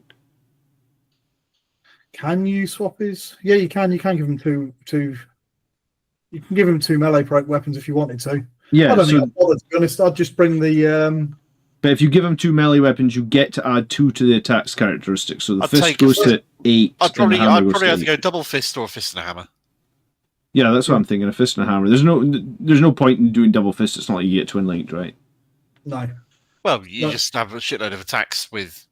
Yeah, to be fair, 8 attacks at strength 14. Remember? Yeah. No, so 9 attacks at strength 14, AP 2, damage 3. Yeah. Would you rather hit on 3s -2 or hit on 4s -3? I don't know. I don't know what's it. It depends what you're going into, I guess, right? But yeah, I think a fist and a hammer. What did you say? 165 points. Yes. So he's gone up in points by quite a chunk. I think he's one of the more expensive box knoughts. But I think I mean, rapid ingress maybe. The detachment that there was a stratagem that gave you the 6-inch consolidation. So if you use this guy like the old Death Company Dreadnought, we rapid ingress him, we charge you, we fight, we 6-inch consolidate, we fight again. He could be cool. Yeah. Quirky but cool. And remember, he would also get things like you'd be able to put sustained on him. Yeah, and you'll be able to put lethals on him. I mean, you don't need lethals when you're smacking things that's strength 14, but... True. Yeah, true. But yeah, giving him sustained is pretty unpleasant as well. Well, he's the first one. Yeah, he's the first model in a while I think would be cool. Yeah, I can see a couple of these running along behind you now. You're very fast berserkers. Yeah. Okay. Cool. Yeah. I think they're generally scary in melee with the 2 melee weapons. I don't think I care anything about any of its shooting. Yeah. I think I'd take the heavy flamer just because the bolter's not going to fucking hit. But also, logically, if you're taking it, you're paying points for the ability, and the ability only buffs melee. So the devoted destruction ability only buffs melee, so you might as well lean into it. Is where I'm at on that.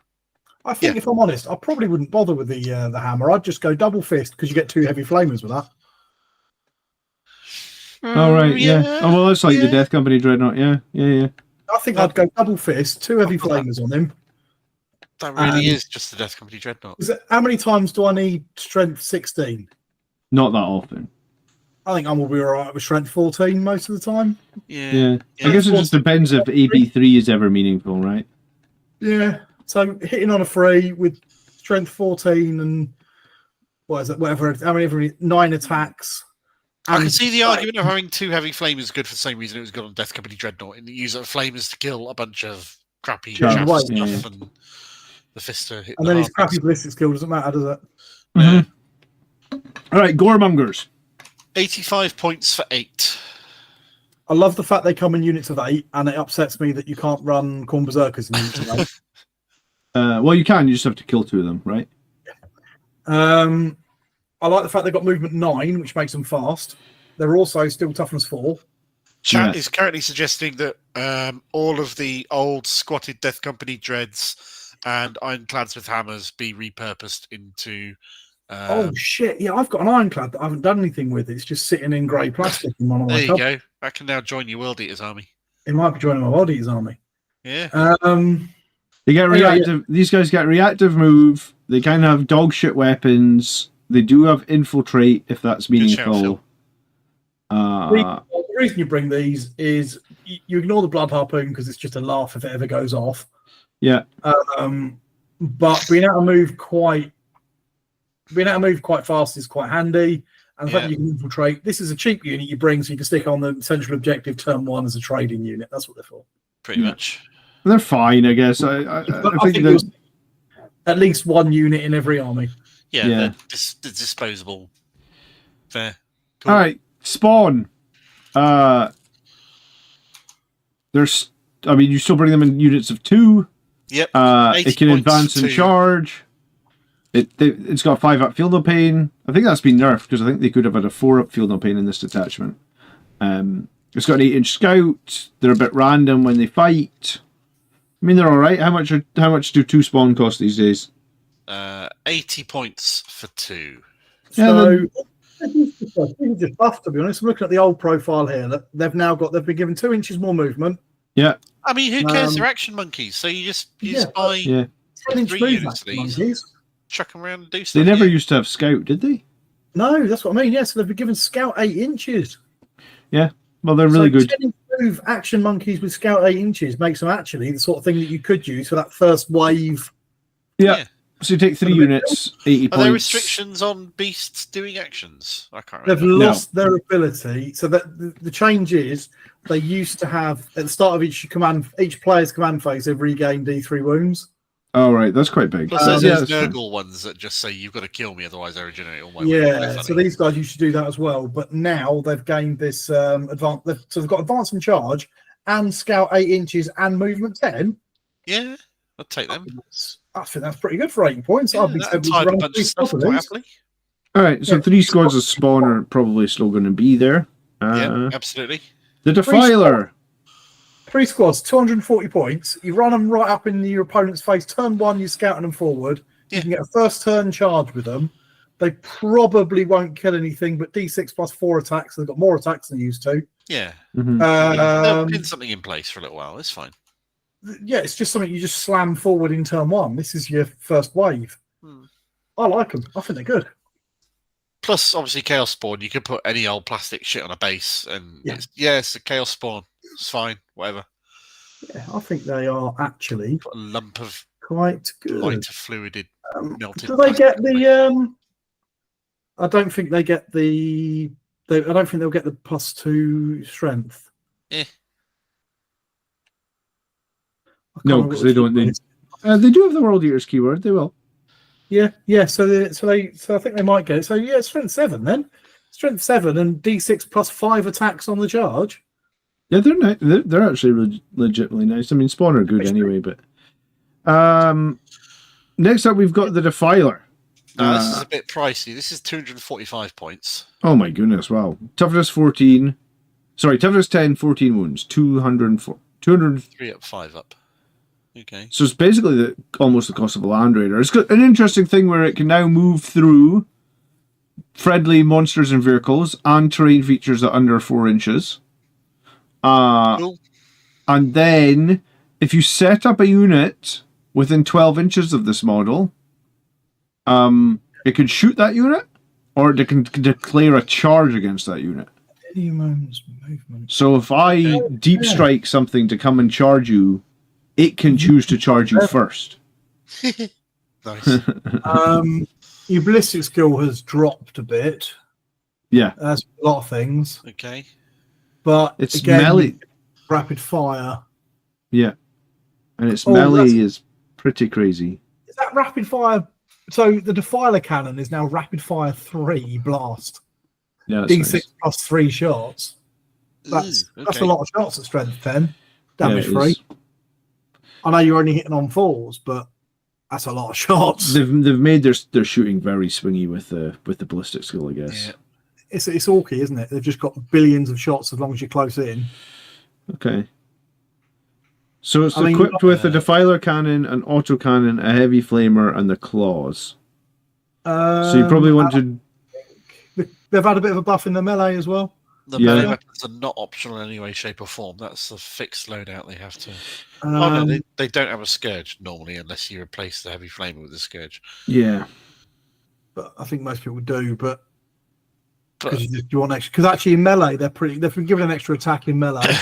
Yeah. And they'll get your bonus attack and your extra strength and stuff. I think this is a bit of a buff, to be honest. They're quite a lot of points, but they are going to hit fairly hard. They're going to hit fairly hard. They're going to be fairly durable. I noticed that it's got the smoke green keyword as well, so you can make it -1 to hit, plus get cover. Yeah.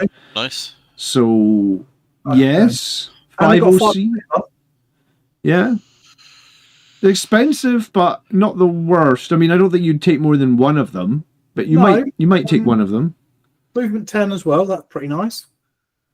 So they're pretty fast. They pretty durable. They hit pretty hard. They are a little bit pricey, but I don't know. Let's see. It's all going to depend on what the real costs are, isn't it? Yeah, that's true. These costs are all definitely. If they come out and they're of a reasonable price, say I don't know 200 points or so, I think you'd run them. Yeah. If you're paying 250 points, I think you might not. Yeah, I think I agree. All right, Chaos Land Raider next. It's 220 for the book. 220. Oh wow, okay, that's cheap. So I guess it's 220 because they've just made its shooting crap. They just worsened all its shooting. They haven't. They've orked it. Yeah. Again. Yeah. So again, what they've done with all of these, they've said, right, we don't want you having anything hanging back and taking pot shots.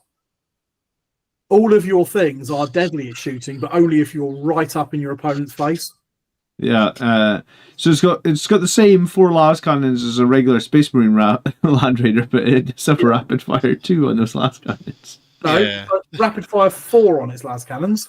Well, yeah, because you got 2 of them, right? Rapid fire 2, I'm misreading it. But yeah. Rapid fire 2, that means you're getting... Yeah, that's a lot of shooting. 8 las cannon shots at 24 inches hitting on 4s. Yeah, all right. It's got a heavy bolter. It's got a havoc launcher. Does a normal Land Raider carry 14, or does it carry 12? I think for other factions it normally carries 12. So it's because the Redeemer carries 14, does it not? And the Crusader carries 16. You know why it's 14? Because it means you can carry, you can put a squad of 8-bound in it with the character. Yeah, precisely. Yes.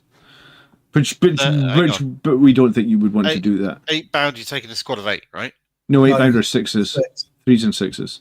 Okay. Oh, yeah, that's right. Sorry, my So mistake. it's 12 for your squad, and then plus 2 more for the character. Yeah, okay, that makes sense. Yeah, that figures. Yeah, standard charge out. You know, for 220 points, that's not too bad considering Space Marine's going to basically pay 245 for the same thing. Yeah, I think it's pretty good. The points cost stay, but yeah, you're absolutely right. We don't know what this thing's going to be, but you move forward 10 inches, you're going to be within 24. I mean, if you're within 24, this thing hits harder than Space Marine Land Raiders. Oh yeah, because eight las cannons hitting on 4s is better than 4 las cannons hitting on 3s, right? Yeah.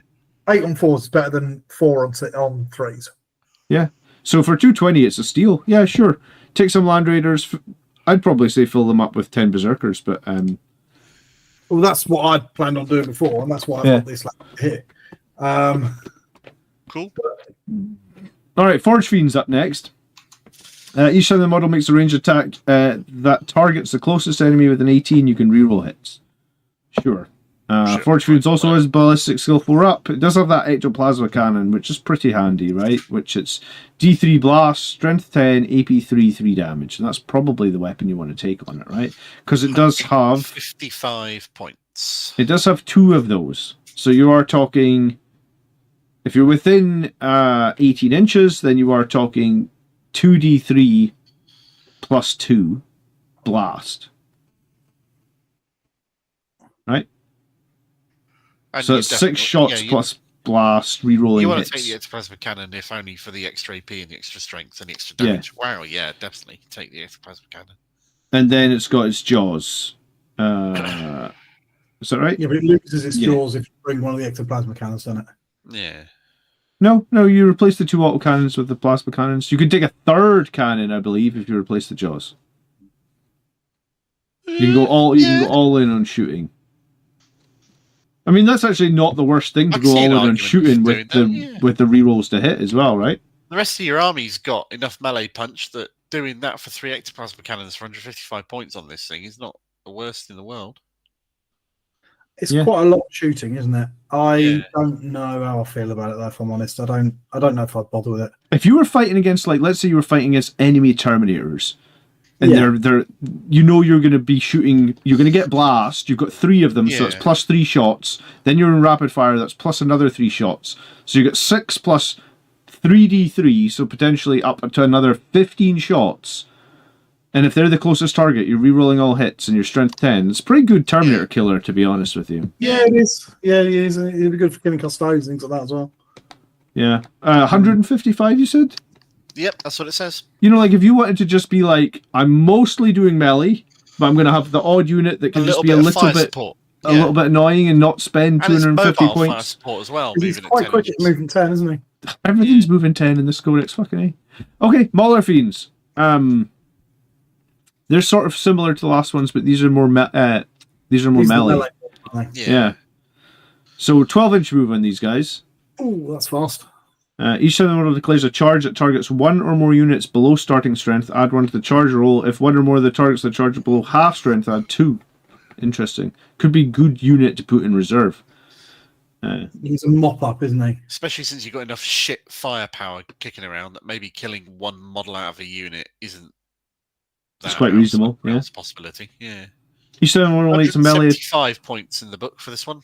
He's quite expensive, I suppose. But then, what's he equipped with? So he's got... You can either have magma cutters or the lasher tendrils. Magma cutters they're just metal guns, aren't they? Yeah. I don't think I like those very much. No, I'd go melee death with this guy. I think I'd just forget them and go with all those extra lasher tendrils. Yeah, but I think that maybe there's better melee things than this guy for 175 points. It's a bit expensive, but he's very fast. He's pretty tough. He's going to hit hard, isn't he? Because of those lashes, he's going to be getting 14, 15 attacks. At strength 16, I think that would be, right? Yeah. No, 9 attacks at strength 16 and then 6 attacks at strength 7. Yeah. Okay. It's not too bad. Yeah. It's bad. But no, I think I would, because he's a mop-up unit, and I don't think you really need a mop-up unit. He's going to be great for just finishing off units, but if they're weakened, you can probably finish them off with anything else anyway. Yeah. Okay. Mauler Fiend. Chaos Predator Annihilator then. It's a Predator, I assume, with lots of rapid fire. Yeah, you would be right. Yes, so it would seem. Each time the model makes an attack against the closest monster or vehicle, you can reroll wound and you can reroll damage. It's not the worst rule. How many points for a Chaos Predator Annihilator, Mark? 150. Ouch. Which Why is is that? a bit more expensive, yeah. Why's that, Tim? Really expensive, isn't it? Yeah, that is very expensive. I guess it's because it's got rapid fire 2 on that twin las cannon. I mean, yeah. It's again, you've lost your ballistic skill, but you've gained potential for extra shots, haven't you? Yeah, the swinginess of their shooting is going to be interesting. Okay. Yes. So you're going to get quite a lot. If you get up close with your reroll wounds, I think I'd probably not bother with this, and I'd just bring the Land Raider and put some things in it. I agree. Yeah, so because the Land Raider is only 70 points more expensive, isn't it? Yeah, thereabouts. Yeah. And it's tougher, can transport, get more shots. And then you've got the autocannon variant, which has rapid fire 6 on its autocannon. And 4 shots base. Now that's 145. Ooh. In the shooting phase after this model is shot, select one enemy unit hit by one or more of the attacks, excluding monsters and vehicles at the start of the next turn. They're suppressed. Okay. I think that's better, I think. Yeah, I think that's way better. Definite use. Gets your models a chance of being the only surviving a thing little longer. that's rough about it is the las cannon sponsons don't get rapid fire but still lose their ballistic skill. Yeah, but this rule is actually pretty cool because you've got a combi bolter and you've got a havoc launcher. You can just shoot the havoc launcher and combi bolter at some other random pish you don't care about, and then auto cannon away the las cannon things that you actually need to kill. Especially since havoc launcher's got a range of 48. Yeah. I think that's. I think the Predator Destructor just seems vastly superior to the Annihilator. Yeah. Okay, Bloodthirster next.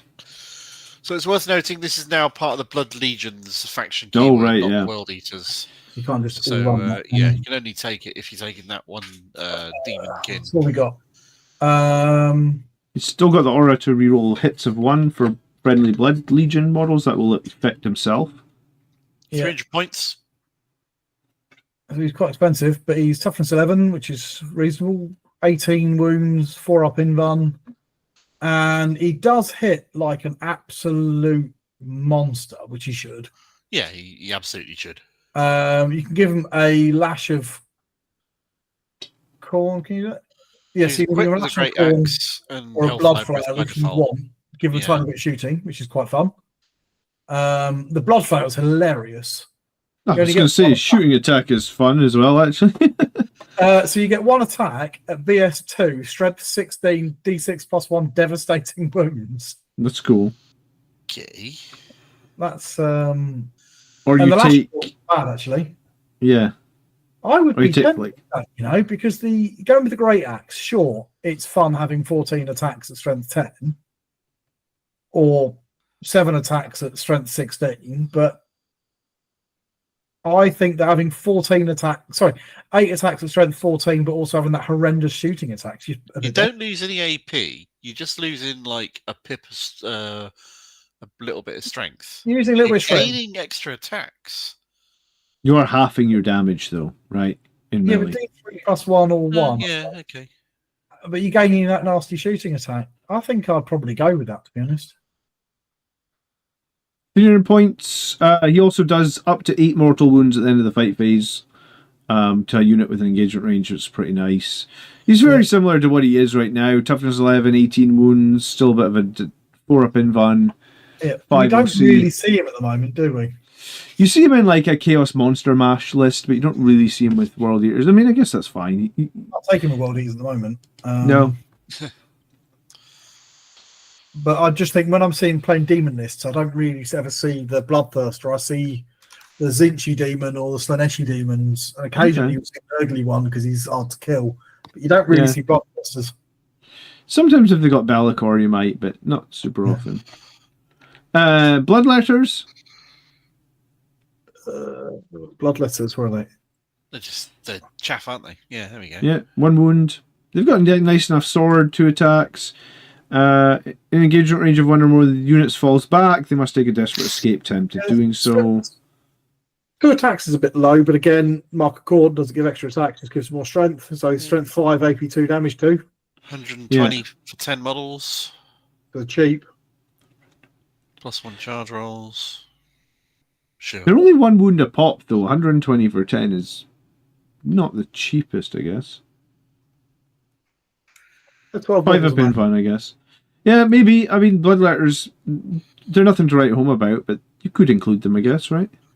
I think plus the ability to keep things tied up is not nothing, but then again, killing them isn't difficult. Like I think if you're going to run that demonic detachment or whatever, it's because you're going to run those boots, aren't you? Yeah. They're all right. I don't think there's anything special there. Let's move on to Blood Crushers then. They are basically juggernauts with a reasonably decent melee profile, but they have the mortal wound impact on the charge. Yeah. So these are 115 for 3 or 230 for 6. So they're cheap. They're going to hit reasonably hard. They're reasonably tough, reasonably fast. They move fast. They do mortals on the charge. Good toughness as well, yeah. +1 to charge. You could lead them with that horrible guy with the Juggerlord as well, couldn't you? With that enhancement. Yeah, I mean they seem okay. Yeah, I think they're all right because 150. If they're cheap enough, then I think that's okay. I think they're all right. Yeah, I think the impact wounds could be very good as well, right? Because it's D3 per guy that finishes an engagement range. So yeah, absolutely. Flash Hounds. Flash Hounds. What we got? They've always been chaff, haven't they? 60 points for 5, 120 for 10. They're fast. Very fast. For the 5-up invuln isn't nothing. Yeah. Oh, they've got removed from the battlefield. That's good. Yeah, that's handy. They've also got not awful melee.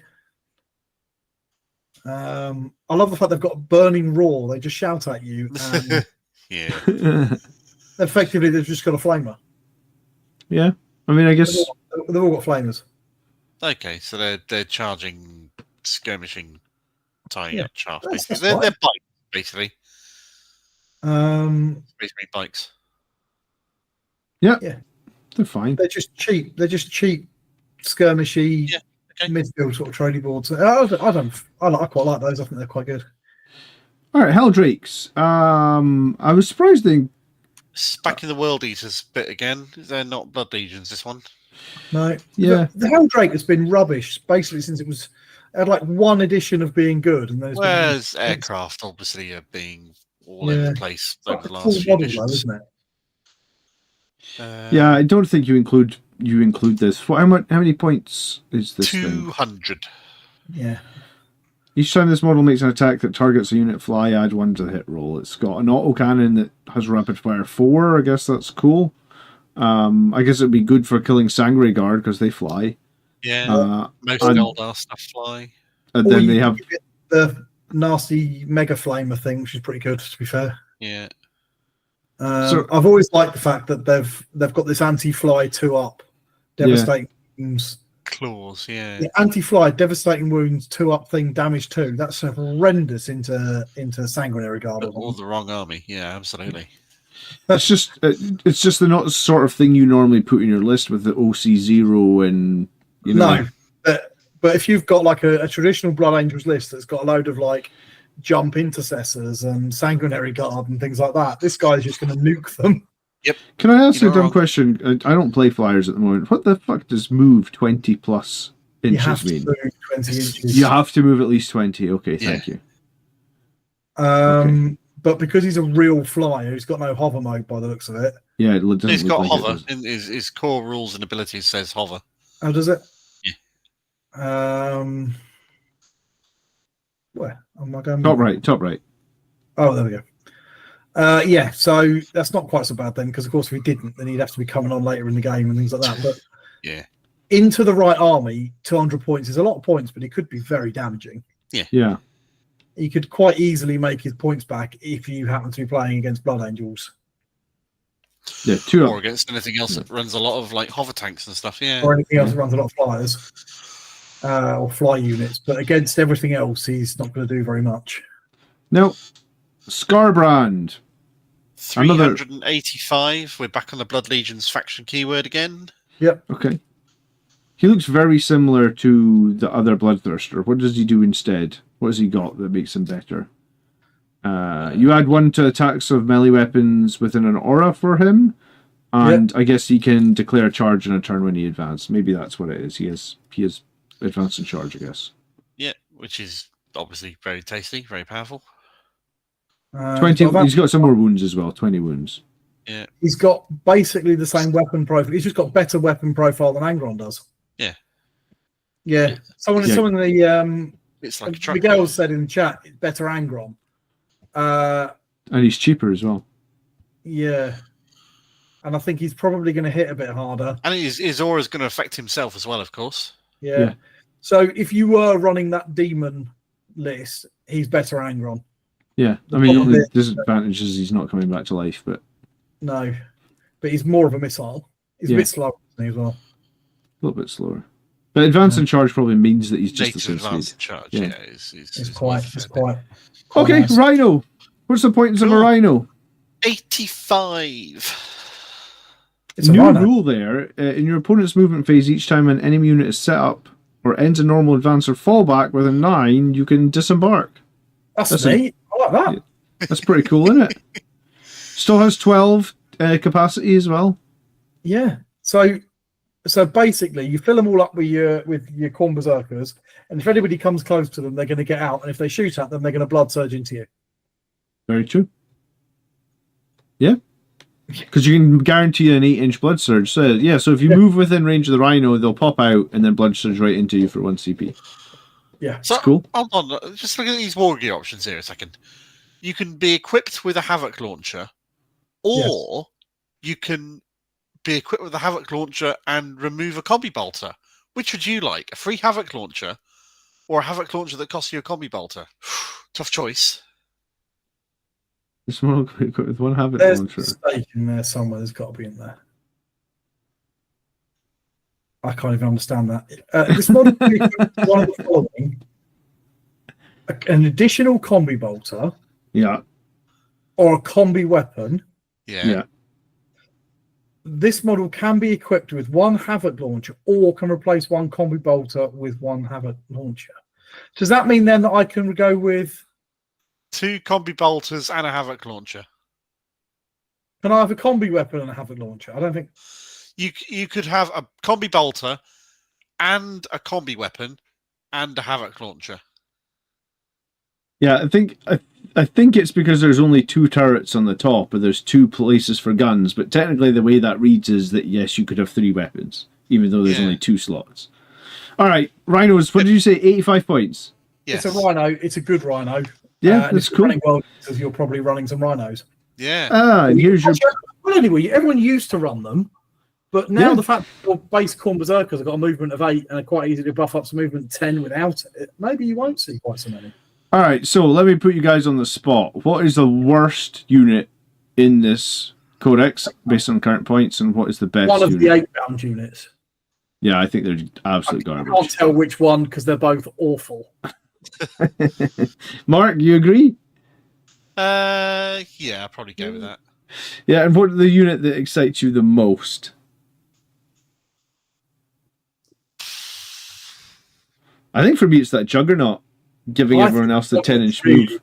But is it the Juggernaut? And this is where I am, because I also like the change to Khorne, apart from the weird plasma pistol. If you fire Khorne without firing it on full power, you're a massive wuss. You don't deserve to run Khorne. Big Grim makes a good point, which is they're sold enough 8-bound. They're happy to nerf the rules. Big Grim, telling it like it is. They've seen this. I was going to say, Big Grim, Miguel has described Scarbrand as the better Angron, which I can't really disagree with too much. Big Grim has dropped. Like, Big Grim used to be so much like such a positive voice in the community, and now he's like, they're just selling Eightbound. Infected by the negativity that is on YouTube. Khorne looks really exciting. Yeah. The new Juggerlord looks really exciting. I love the fact that I can run Khorne Berzerkers in squads of 20. Yeah. And all I'm thinking in my head at the moment is I'm going to run 20 with Khorne, 20 with the Juggerlord. And then just bulk out the rest of it with whatever the hell you feel like, yeah. And I don't know, just maybe a Land Raid with another 20, who knows? Three Hell Brutes. Three Hell Brutes. I'm not going to bother with any of the new fancy World Eaters units. Yeah. All I'm going to run is classic units. Yeah. From 3rd edition. Oh, brilliant. I don't know why. I know that these books are done like 6 months in advance, but I don't know why some of the points values just seem so wrong. Oh, Khorne Lord of Skulls. We didn't talk about the Lord of Skulls, apparently. I guess. Hold on, just quickly. 2,000 points, roughly, is going to be 3 Hell Brutes and 3 units of Berserkers led by a Lord on Juggernaut each. So that's 60 Berserkers, 3 Lords on Juggernauts, and 3 Hell Brutes. It's 2,000 points, give or take. Can I swap one of those? I can actually, because it's cheaper, isn't it? So I could swap a Juggerlord for Khorne. Yeah, absolutely. Yeah. So you go, that's my army then.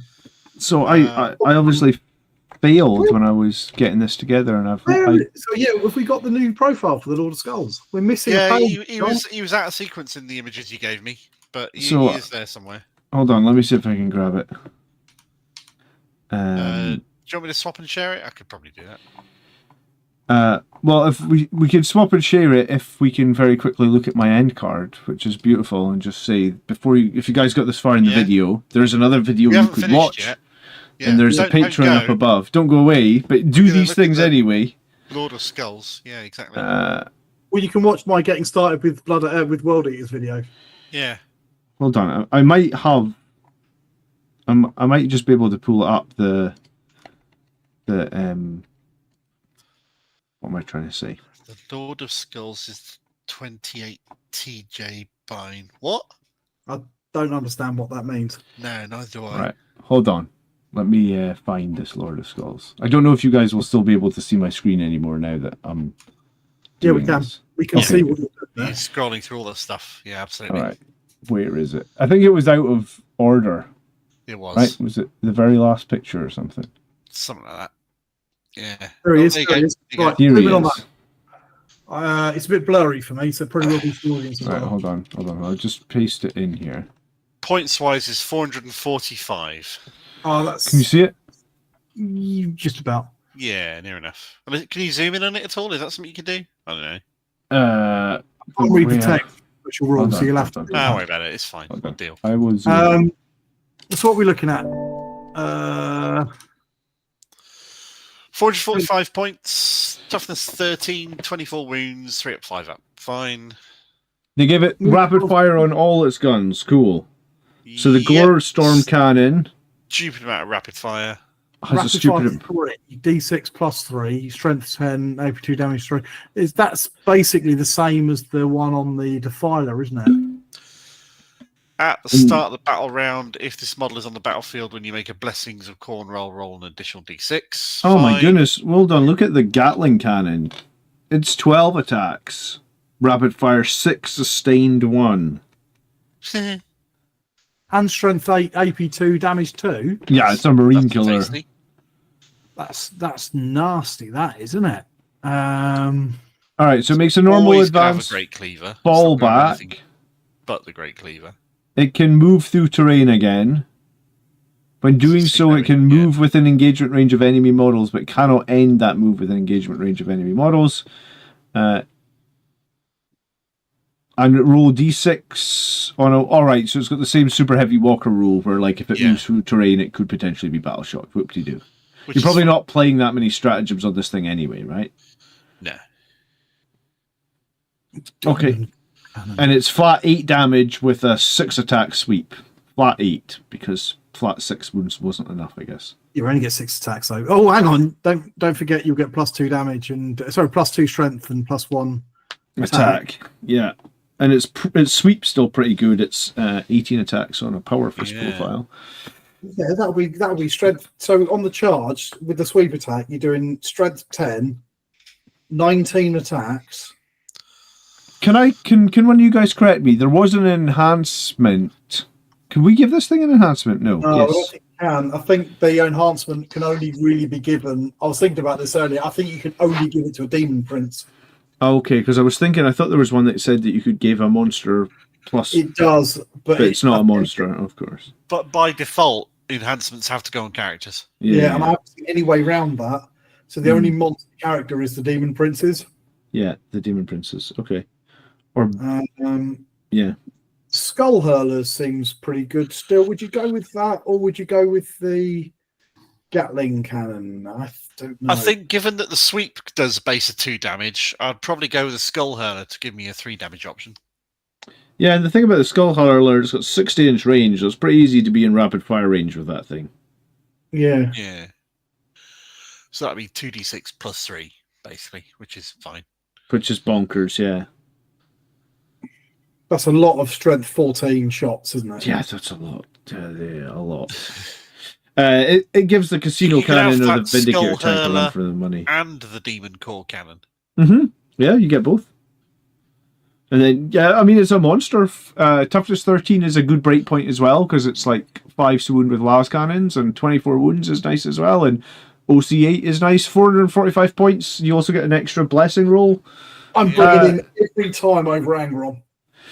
Yeah, I would bring him over Angron as well, I think. I really am. I don't think it's better Angron. Awesome. Forget Scarbrand. The Lord of Skulls is better Angron. I can run 2 as well. Yeah. I could, if I wanted to, just run a shitload of Khorne Berzerkers and 2 Lords of Skulls. There you go. If you ever get bored with Blood Angels and will fancy a change, all you need to do is get hold of 60 Berzerkers, Khorne, 2 blokes on Juggernauts, and 3 Dreadnoughts. And then just call it a day. Yeah. Yeah. And then just charge. Or, yeah. You'll kill anything, really, pretty much. Cool. Well, You'll make some Eldar players cry. That was a fun video. We had a good number of watchers the whole time, so thanks, guys, for hanging out. We'd appreciate it. Yeah. Cheers. Yeah, absolutely. If you want to look at something more sensible, we'll watch one of our one of our detachment videos. Getting started with detachments, yeah. We're probably going to do Angelic Inheritors next, when we next do one of those. If you want to watch more World Eatersy sort of things, you can watch me go way too in-depth about starting a World Eaters army. If you have 10 minutes free, seriously, watch Tony's Getting Started with World Eaters video, because it's funny and he put a lot of work into it.